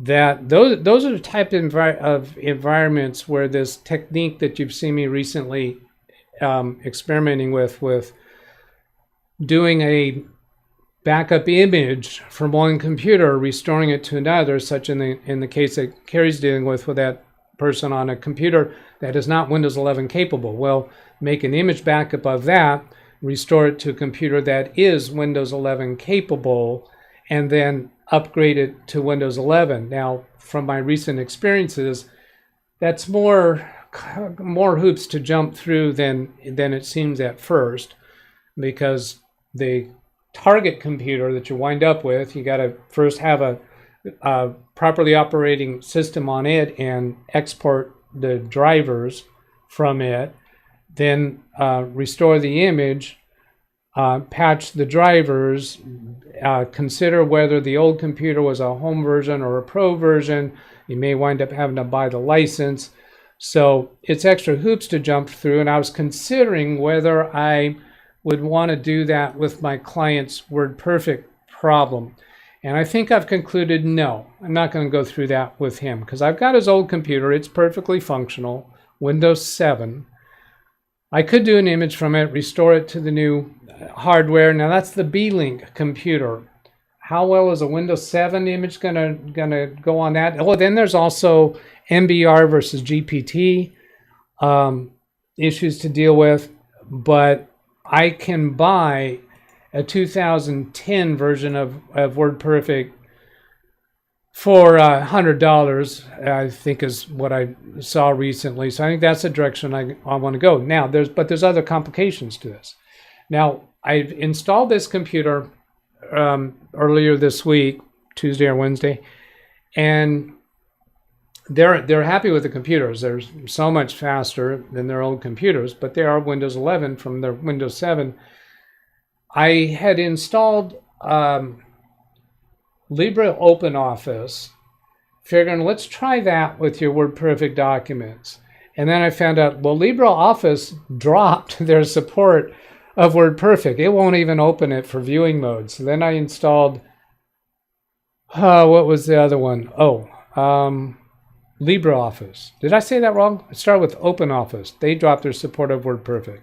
I'm not sure if I've got these names right. So I installed the other one. I did a Google search and found that it works, that it claims to do WordPerfect. Well, yes, it would open a WordPerfect file, WPD, but the fonts are all messed up, the graphics are all messed up. And so that's unacceptable. He has a letterhead from his office, got a line across the screen. That's completely gone. It uses Courier font for everything, so it's all messed up. So buying the WordPerfect license and installing on that computer might not be enough, because those documents may have been using particular fonts that were installed on that computer. This purchased edition of WordPerfect might not have the same package of fonts. So yeah, that's the direction I think I'm going to go with. That is just buy the WordPerfect and see what we get, and then go on from there. Now the thing about it is, he has changed his law license to inactive. He's still legally an attorney, but he has declared that he's inactive, so he can't actually practice in a court of law. And he doesn't really need to be creating documents in WordPerfect. He doesn't really need to go open prior documents. He just wants to be able to. I'm laughing about this more because of his wife. See, we got a computer for him and his wife. And his wife, I didn't even install any word processing software on it, because I looked in WordPerfect and Word on her old computer, and there were absolutely 0 documents. None on the recent list of either programs. In fact, one of them I opened and went through the out-of-box. It started the out-of-box experience. She's never even opened it. So I did not even install a word processing program. So I install her computer first. I give her a little orientation to it, and I'm off working on his computer. And she comes in and says, well, how can I do a type of letter? I said, well, that requires word processing software. You used to have WordPerfect and Word, but I saw there were no documents. And she says, yeah, I've never done it. But how do I do it? Okay.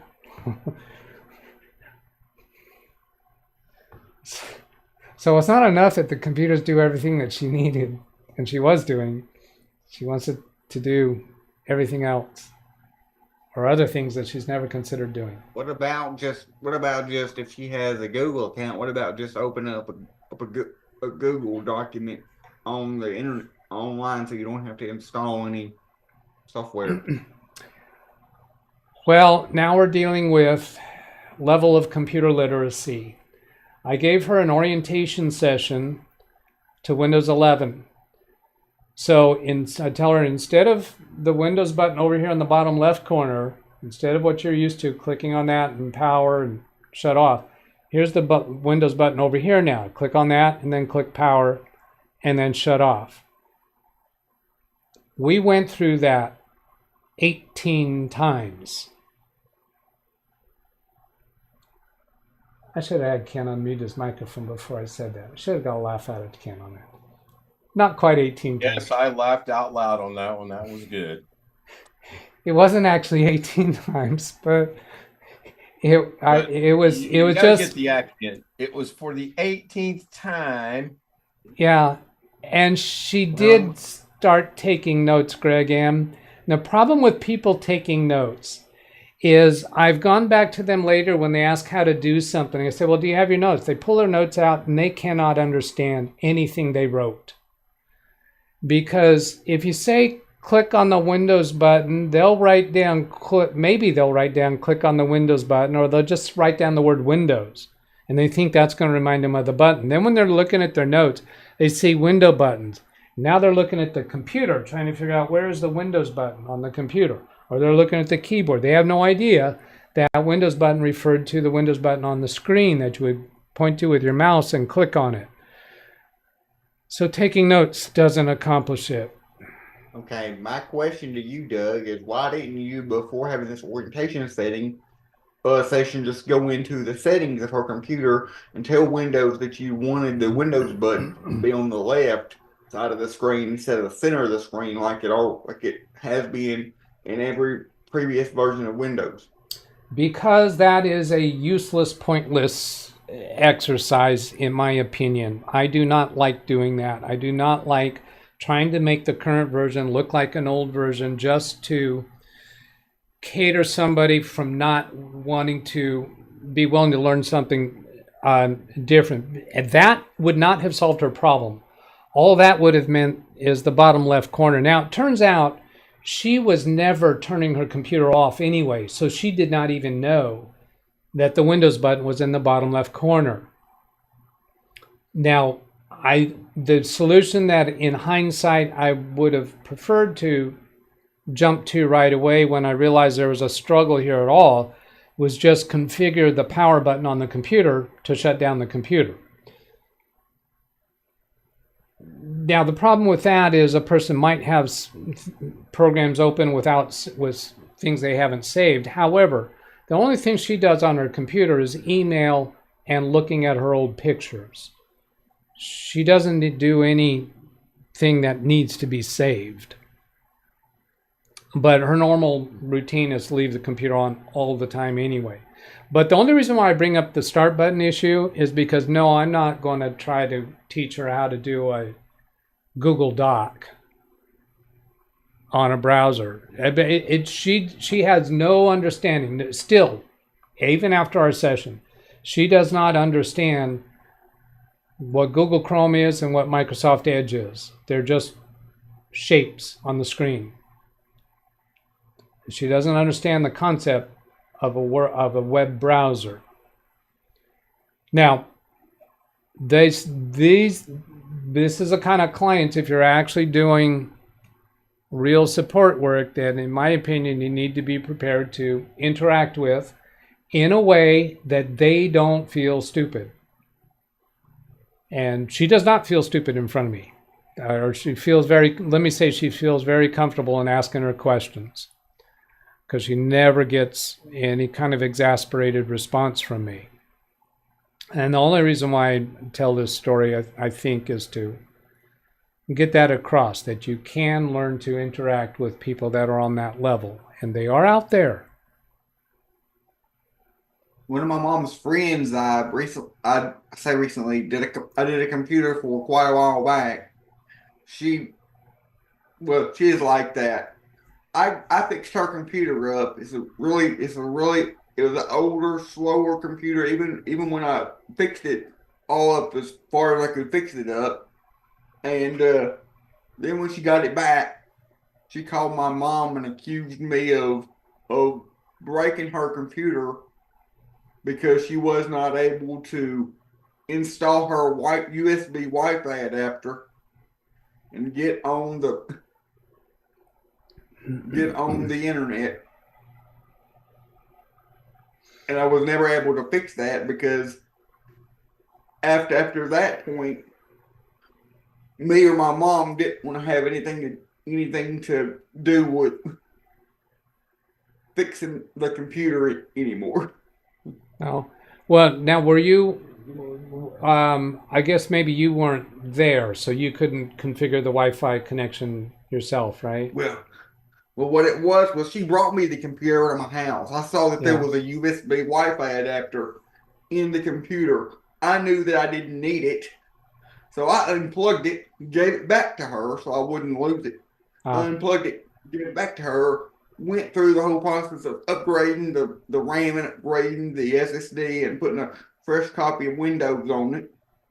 And then she got the computer back and was like, "Oh, I can't get my Wi-Fi to work." When I think all she would have had to do was put the USB Wi-Fi adapter back in, maybe install the software, but more than likely just click on the little Wi-Fi icon and enter the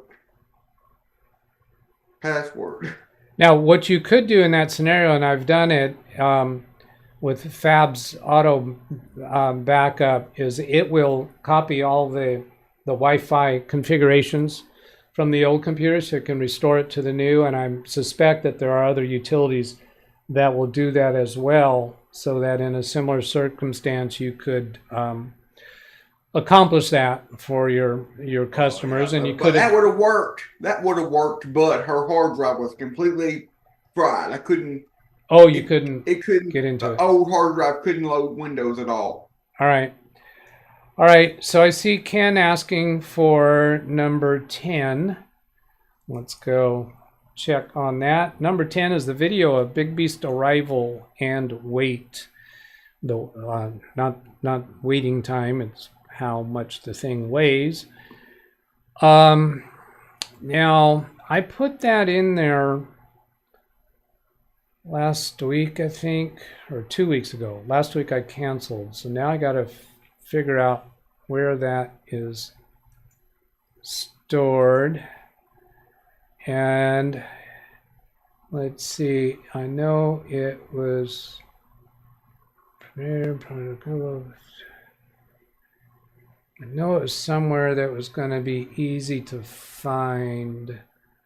Long-term storage, is it over here?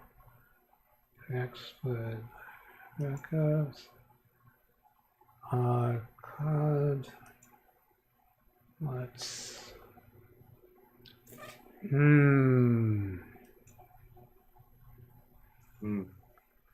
I need more customers like the guy that brought me his phone, his two phones, and wanted me to upgrade, put everything on his new phone from his old phone.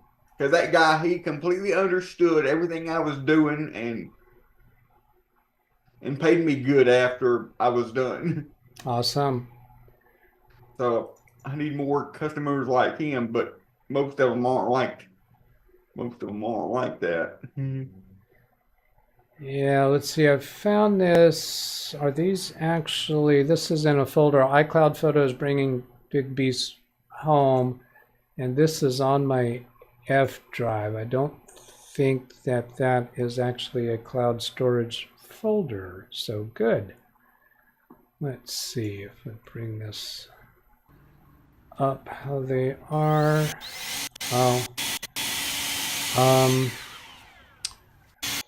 Let's see, this is actually my old computer just blowing it out, so I'm gonna hammer through it. Well, that's a video playing. I don't want to play that. I mean, I don't mind playing that video, but it's not Big Beast. I think this one is also the old computer. Well, sad to hear that you're not feeling well. Here's my. Oh, that is, I don't know what that was. That was Christmas a couple of years ago or something. All right. Yeah, so there's Big Beast in the back of my car inside the garage.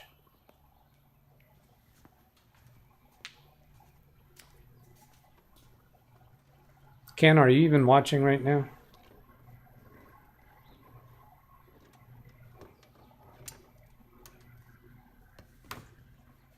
Ken's muted. He might not even be there watching. Oh, and Chatty says yes. Oh, good golly. You think I'd ask a question and leave? Yes. I said don't answer that. All right, so this is getting it out of the car. There's an exercise mat that you see kind of half hanging out of the car, and a blanket. And then get it down to the next level. There's a dolly On the side here, you can see the plastic is still on it. In hindsight, I could have just picked this up and put it on the dolly, but I was trying to be more clever and careful. That's when you brought it from Carrie's? Yeah. This is this is at my house, unloading it from the car. Should have put audio behind it, something to the effect of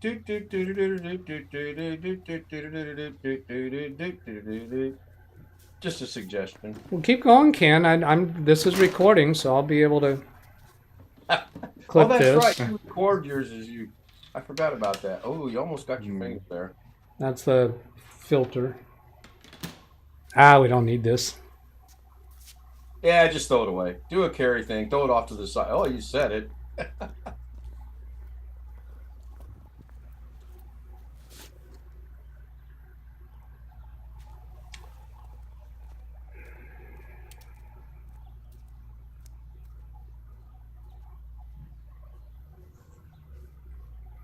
You can tell by the way he walks, he's a woman's man. No time for talk. What?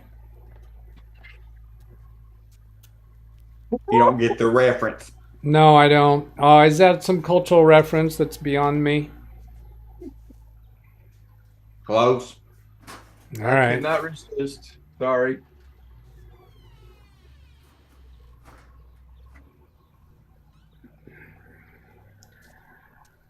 I could be dragging the playhead forward, but I didn't think to do that. That little piece of metal that's going up my threshold of my door is the cover for the equipment box in this closet behind me. It just... I thought you were trying to put up a ramp to let me in. Did you see the way that bent with the computer? I don't think it would work for you. All right, that's the end of that one. Not to mention, I don't think the door is wide enough. Let's see this. I can fit through a standard 30. I can fit through a 32-inch door, but it's tight. This is in Carrie's Studio B. I don't have these in proper order, obviously. Big beast build, and that missing fan at the top here is because one of the fans he had was just not working. I said, let's just leave it off. Big beast baby, yeah. I'm talking in the background of this, but it's not important. Now, what's next? Oh, here's weighing it. That's a scale down there that I'm pointing to with the mouse. And again, in hindsight, I could have just picked it up and put it on there.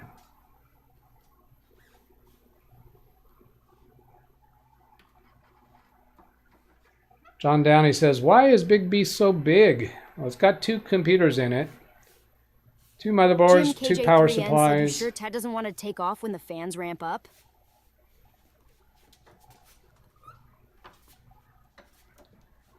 See, I'm going to edit Jim's comment. I think, you sure that it doesn't? You sure that it doesn't want to take off when the fans ramp up? The most significant fan noise is when I first power it on. They'll ramp up to full power, but they never get back up to that again. How much does the computer weigh? It's got two full computers in it. You're about to see that on screen. Oh, a little bit of tilting of the scales there.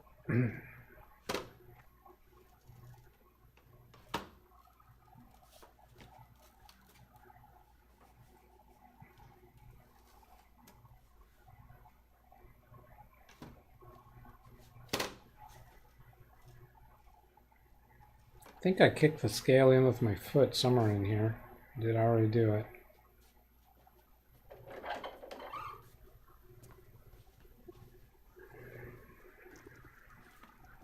There it is, 93.1. That was upon receipt. It's heavier now. It has gained weight. Better get it on a diet. I put a couple more drives in it. 93 pounds. Man. What is this one? Oh, that's just another of the same thing. Oh, here's the weight of the old computer.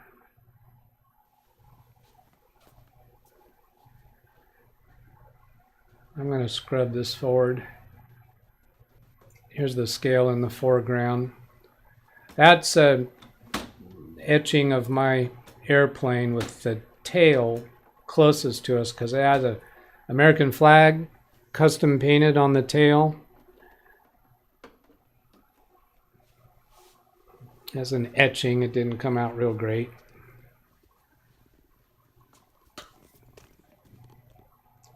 $41.8.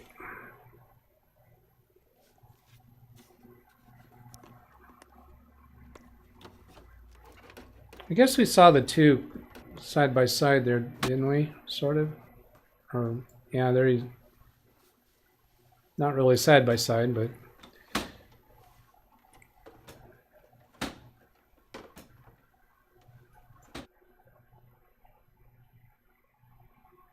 at one point I had looked through all of these. I don't think there was anything else of significant. That's was basically it. I do not have a video of getting it up onto that rack. And that's, I don't think that's the first rack I had it on anyway. Oh well. Doug, I have a unrelated question for you. I'm not real knowledgeable about video cards, but I have this game that I got on my computer, and when I run it with integrated video, it's 100% GPU usage from the second I launch the game. So I'm completely unable to stream or record the game while, playing it. The specifications of the game, the minimum requirements of the game are like a 2 gig video card. So my question is, if I get like a 4 gig video card, would that extra 2 gigs be enough for me to be able to play game and stream and or record at the same time? Possibly. I think that would depend upon the capabilities of your CPU. If it's a modern current Windows 11, it's probably going to be plenty fine. Now, you could experiment. Have you tried already experimenting with the graphics settings the way you have your hardware currently set up? Because you might be, if you can move that down below 100%, then that gives you an idea how effective the graphics settings are, although you've already told us that the minimum hardware is supposed to be a 2 gig graphics card. So is it worth doing that experiment? Does the game play reasonable at the 100% utilization of the graphics?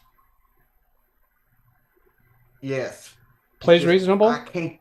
It plays reasonable. It's just I can't do anything else. I can't like record it and post it or stream it. Can't do anything else while playing the game because my GPU is maxed out. But the CPU's not, but the GPU portion of the CPU is.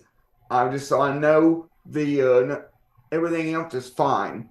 The CPU, the RAM is fine. Everything else is fine. It's just the video performance of the CPU while playing the game. That's the only problem.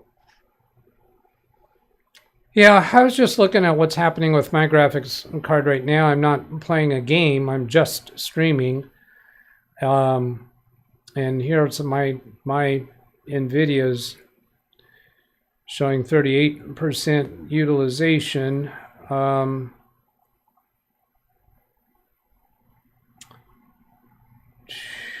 this, let's see, that is my NVIDIA card. Does this tell us about how much memory is being used? Dedicated GPU memory usage, 24 gigabytes. Oh, dedicated here, using 2.6 gigabytes of 24 gigabytes, and you're talking about using a 4 gigabyte graphics card. I can't claim to know a whole lot about it. My impression has been that streaming doesn't require a graphics card at all, and that's mostly CPU utilization. But I'm kind of surprised to see that my graphics card is doing that much. I've got Zoom running, and I have tried. the video Another playing. thing is I have tried the game. I have tried to change the game settings, the resolution settings, or whatever you call them, from low all the way. I've tried every other setting in between, all the way up to fantastic. And no matter which setting I use, while the game's running, the GPU is still maxed out at 99 to 100%. Well, the only way that of course, turning settings up is not going to reduce it from 100%, but turning things down, so lower graphics resolution, fewer frames per second, are the two biggies in my mind. You didn't mention frames per second. Did you adjust that? Right, come here. To the best of my knowledge, there's no option to adjust frames per second in the actual game. The only two options I get in the game is to change the resolution of the screen and to change the quality from very low all the way up to fantastic. And there's like very low, low, medium, ultra, and fantastic. What is the game? It's a PC building simulator.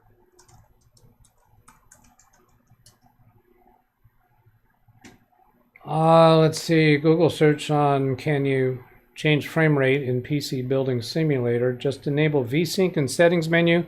It will cap the frame rate to your monitor's refresh frame rate.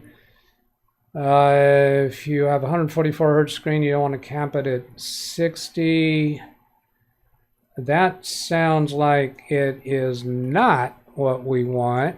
It's by using that setting, it will limit your frame rate to the refresh rate of your monitor. But we want to know, can you set it lower than your monitor? 60 frames per second is just not needed.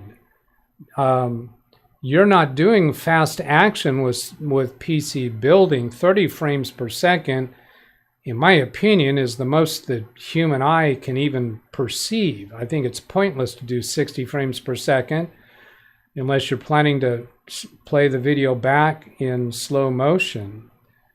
So this is kind of supporting, I think, what you're saying. PC building simulator Epic Games will not run higher than 25 frames per second. I think that's somebody complaining about that. Seems to simply cap at 25. Now, if you could do that setting that limits the game's frame rate to the refresh rate of your monitor and turn down the refresh rate of your monitor, that would be an interesting experiment. But now, even with the monitor I have is a 75 hertz monitor, and with the game itself, with the GPU, the way it will only run at I didn't install a program to show me the frames per second overlaid over top of the game while I'm playing it, and it only will play at like less than 30 frames per second, like 20 to 22 maybe. Yeah, these search results are saying it won't go higher than 25 frames per second. Now, it's a PC building simulator, so I'm assuming you're selecting parts and you watch it assemble itself. Is that what PC building simulator does? Yes, actually, it's a game where you're basically, it's a computer repair. You're in a computer repair shop. You have a computer with an email program on it, and you respond to emails just like you would do, or I would do in an actual be an actual repair technician. It's the same kind of thing. You respond to the emails, do the jobs, collect the money. So is it not only PC building, but is it PC repair simulator? Yes. Really? It's just what they call it. It's PC. It's PC building simulator. Is what they call it, because it's mainly building PCs. But when you first start out playing the game, it's a bunch of repairs like virus removals and cleaning out dust and stuff like that. All right. Well, since you've Max wanted to say hello to Ken. I saw him. Hello, Max. Max. Here, Max. Here, Max. For those that don't know, that's the standard poodle that's on screen. He is a standard poodle, isn't he? He is. So I got the PC building simulator on screen now, but you guys know that because you have the virtual OBS virtual camera in Zoom. Now that's the 2 game. I don't know if the specs of that one may be higher than the one that I got, but I got the first, the original game. Oh. The reason why I got it was because it was on sale for like $5 instead of its normal price of like $25. So I thought for $5, regardless of what my computer specifications are, it'd be worth checking out. But it's supposed to be able to run on like an i5 2500 or something like that, really low. Oh, so this is the shop, apparently. Yeah. That's a 9-minute long video. I'll scrub through a little bit. I'm intrigued to check out the game. All right. Yeah, I would, as far as how 4 gig will do, I'd be suggesting you find people who are communicating with each other about the game. Is there like a Discord for the game, or some other place where people No, I really meet haven't up and looked talk? into it. I just been looking, and it says that the game only requires 2 gigabytes. So I'm more curious to know, how it would stream or record with a while playing the game. Oh yeah. With the 4 gig video card. I think you're just going to have to try it and see. My prediction is you'll find that you can stream and record with a 4 gig card. Now, it minimum required 2 gig, but what do they recommend for a graphics card? The recommendation, it's a really old game, so the recommendation is like a GTX 16, like a 660, a GTX 660 is the recommendation. Well, that adds to my my suspicion that a 4 gig card will be fine. You'll be able to do anything that you want. Let's see, Wintermute's got something here. Steam-powered graphics, GTX, Radeon, integrated GPUs may work but are not supported. So is that where you get the game? Yeah, PC Building Simulator. Because it's an old game and it's not a fast action game, makes me think your 4 gig graphics card would be fine. And right now you don't have a graphics card at all. It's your integrated graphics that's running at 100%, right? Yes. Yeah. I think you're going to be happy with a 4 gig card. It's my impression. Well, now, is this on a Nook computer? Yes, but my Nook is the only model of Nook that I know of that can actually support a graphics card, like a small form factor. All right. Graphics card. So they have graphics cards out there that you can buy that are specifically designed to fit Okay. in this model of computer. Does that computer have enough power to support that card? Because Yes. okay, you've checked the numbers, the Yes. power consumption of the card. Okay. Good. The card doesn't even have the card I'm looking at doesn't even have like the plugs where you have to plug it in. It just plugs straight into the all right. PCIe.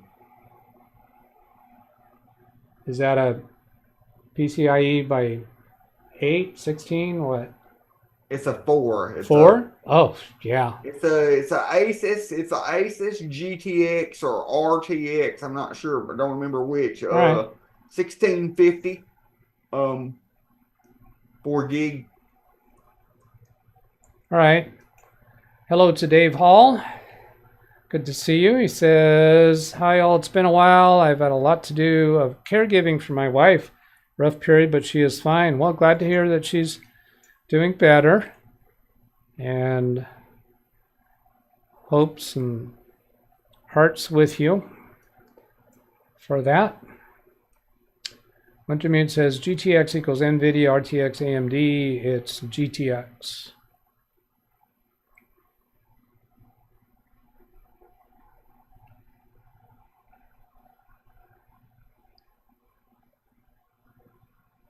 Yeah, I'm not with Londog about that you shouldn't be doing that on a Nook. I think you can do that on, there are many computers designed even as gaming computers. They're not going to be as good as a full gaming computer, but since you have a PCI slot and the manufacturer supports graphic cards for it specifically, correct?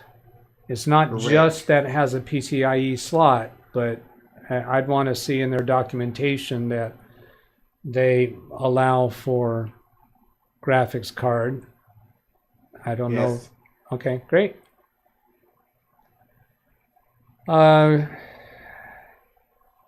Saying goodbye to Ken Stout. I don't know if he ever gave me a message saying goodbye. He just disappeared. You know, even if you don't have a spot, even if you got a Nook that doesn't have a spot for actual internal graphics cards, on a lot of the newer models of Nooks, they have the USB-C Thunderbolt 3 or 4 ports, and you can run external GPUs off of those. Oh, all right. Off of the Thunderbolt. All right. Yeah, I see Ken Stout must depart. Great show. Premiere at 5 o'clock his time. Premiere. All right. So shall we schedule a redirect for that?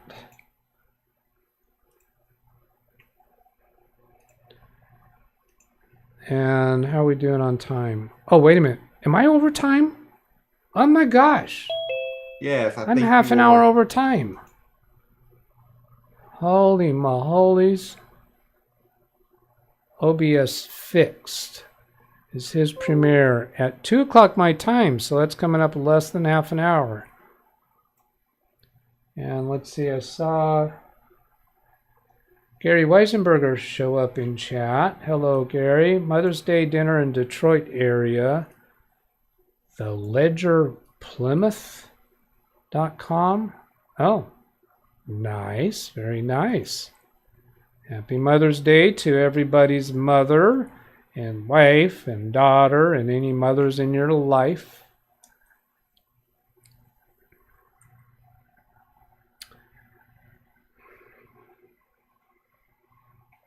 All right, I think I'm going to get out of here. Let's see, nobody new in Zoom. And so, Alex and Chris, what did you think of this virtual OBS? So you're seeing the live show on Zoom. It's cool.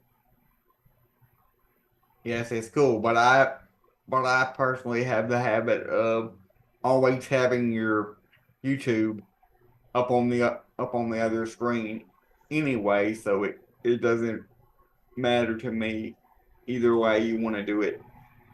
Well, I think the place where it would really matter to you is if I'm maybe actually working on a computer or showing some other screens and I'm talking about it to the show, but you're watching it on YouTube. So you're hearing my voice 5 seconds before what you're seeing on screen. So it seems like in that situation, it would be helpful for you to be able to see the virtual camera in Zoom. But we didn't really do that today. Or if I'm watching it on a phone or a tablet going down the road or something, where I can't have it on YouTube and on the Zoom at the same time, you know. I've had times where people, thank you, Greg M. I've had times where people are talking to me in Zoom, telling me to do something I've already done. They don't know it because they're watching YouTube and talking to me on Zoom. Bye, Chris. I guess that's what you're saying there. Well, let's go ahead and... oh, now I get a chance to push my... Oh, now we got 3 people. Oh, Gary's here. Hello, Gary. Waiting to hear from Gary. It says connecting to audio. Hello. There you are. Waiting to hear from Gary. It says connecting to audio. He's got his YouTube audio on.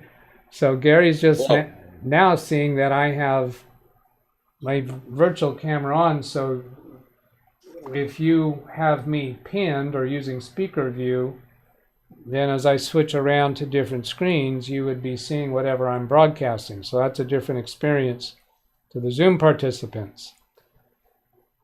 Comprende, Gary? Yeah, I just wanted to, I just got in late. But anyway, I had a quickie on what you were talking about with fast forwarding through the law guy. LibreOffice doesn't install a lot of TrueType or PostScript fonts, if any. Right. And WordPerfect, and especially Lawyer, probably has PostScript fonts in there from the HP days. Yeah. So I don't know if you caught the part that my conclusion is there's a license for WordPerfect 2010, I think it is, that's under $100. You can just install the fonts if you want. I mean, install the fonts for all the hundreds or thousands of documents that he might open. Well, no, he might only use 3 or 4 fonts that are not on there right now. Well, I don't know that. I mean, it's up to you, of course, but.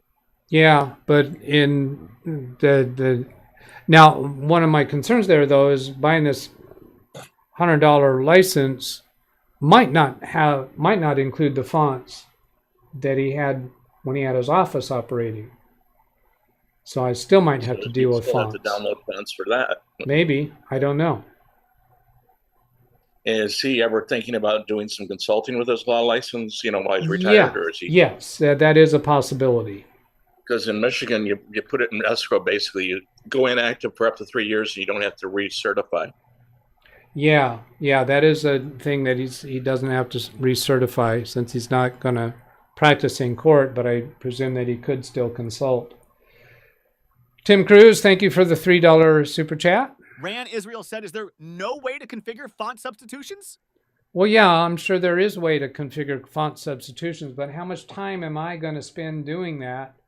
And I don't know offhand how to do it, so I'll be doing Google searches for a $100 WordPerfect license. And the font substitutions still might have to do, which I'm not going to go through his documents. We'll just wait down the road. If he has problems in the future, we'll deal with that.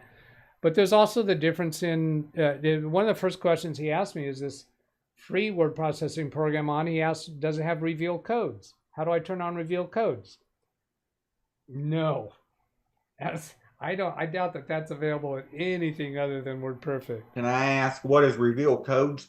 Yeah, reveal codes is screen that you can turn on. So the bottom half of the screen typically would have bold font on, and then your text, and then bold font off. It's not worded that way, but it's a code that where you can see the changes in fonts and graphics. They are coded as though they were computer programming code in a document. And people who were used to the DOS version of WordPerfect, they had a very difficult time converting over to WYSIWYG, where what you see is what you get method of Microsoft Word. Remember, a law document, you don't delete, you X through. Well, you strike through, but you could do that. You don't have to have reveal codes to do that. No, but that's how he learned. I'll bet you $1. By putting in a strike through code and reveal codes rather than using any what you see, yeah, function key. Yeah. Yeah. With the good old command keys. Yeah, the function keys with F1 through F10, and then even F12 with the basic function key by itself, and then Shift, and then Control, and then Alt. I had all those memorized. I was teaching WordPerfect class, and I had all of those memorized, and I taught people how to memorize them because I had this, one of those memory tricks stories, and I would teach them during my class. Well, the IBM model IBM keyboard actually sold keycaps for that too. Yeah, sure. Yeah, I saw some of those. All right, hey, I got to get out of here. Gary, did you cover everything you wanted to cover? Yep, just that's my nephew's restaurant. Oh, all right. Oh, nephew's restaurant. Oh, okay. The ledger. Awesome. Does he have a law background to use that word, or? No, it's in a bank. Oh, it's in a bank. All right. It's part of a bank. I mean, it's open 7 days a week, but it used to be part of a bank. All right. How many of you people have caught this menu? If you need to see prices on a menu, then you can't afford this restaurant. Well, there's prices. Oh, are there? Oh, $18. Yeah. $18, $17. Yeah, they just do 2 digits and no dollars. That's hors d'oeuvres. All right. Dinners are about 70. Yeah, I went to a few restaurants where I've had to explain to my mom that the numbers like that are the price. Yeah. All right. Yeah, I didn't catch that. And there's the team. He's the fourth one from the left. Oh, fourth from the left. This one right here. Awesome. And he owns the restaurant. Yep. Now, executive chef. Executive chef? Mm-hmm. Okay. Now, executive chef doesn't necessarily do a lot of the cooking, do they? He does a lot of the cooking. He does a lot of the cooking, but that's his choice. Yes. Executive chef doesn't necessarily. The executive chef maybe determining the menus, determining what products they're going to buy, what they're going to do, really running the show. It would be a choice. His baby, though. It's his baby, and he wants hands-on. And I bet that's a really good dining experience. And selling merchandise. Yep. Not because I had a little hospital procedure a week ago, and my wife and I were talking about it, waiting for the doctor to come in and this anesthesiologist to come in, and they mentioned separately, and they didn't know because their names are nothing to like or anything. Oh, we were there last week. We were there the week before. It was really great. A little cheap, for the price. It was a good value. Of course, these doctors. But so it's kind of cool. I said, do I get better service? I'll get you a free meal. If anybody's up for it, you can buy this $600 purse.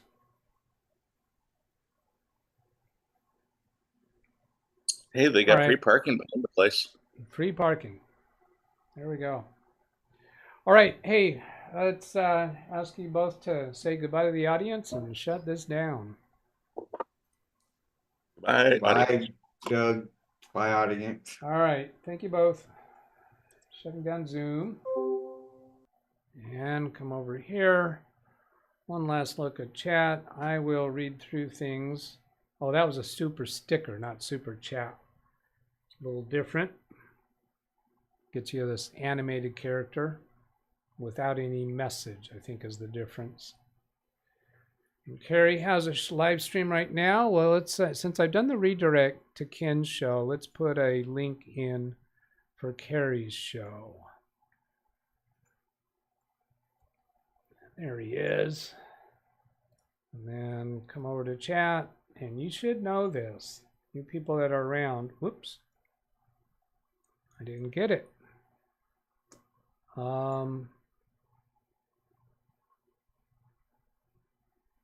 Let's see, refresh that. Okay, there, that gets it back. Control C and put that into chat. Yeah, you put our channel name. His name is Kerry Holzman /live. We'll get you to the current live show or the scheduled live show. All right. Have a great weekend, everybody. Catch you later. Goodbye.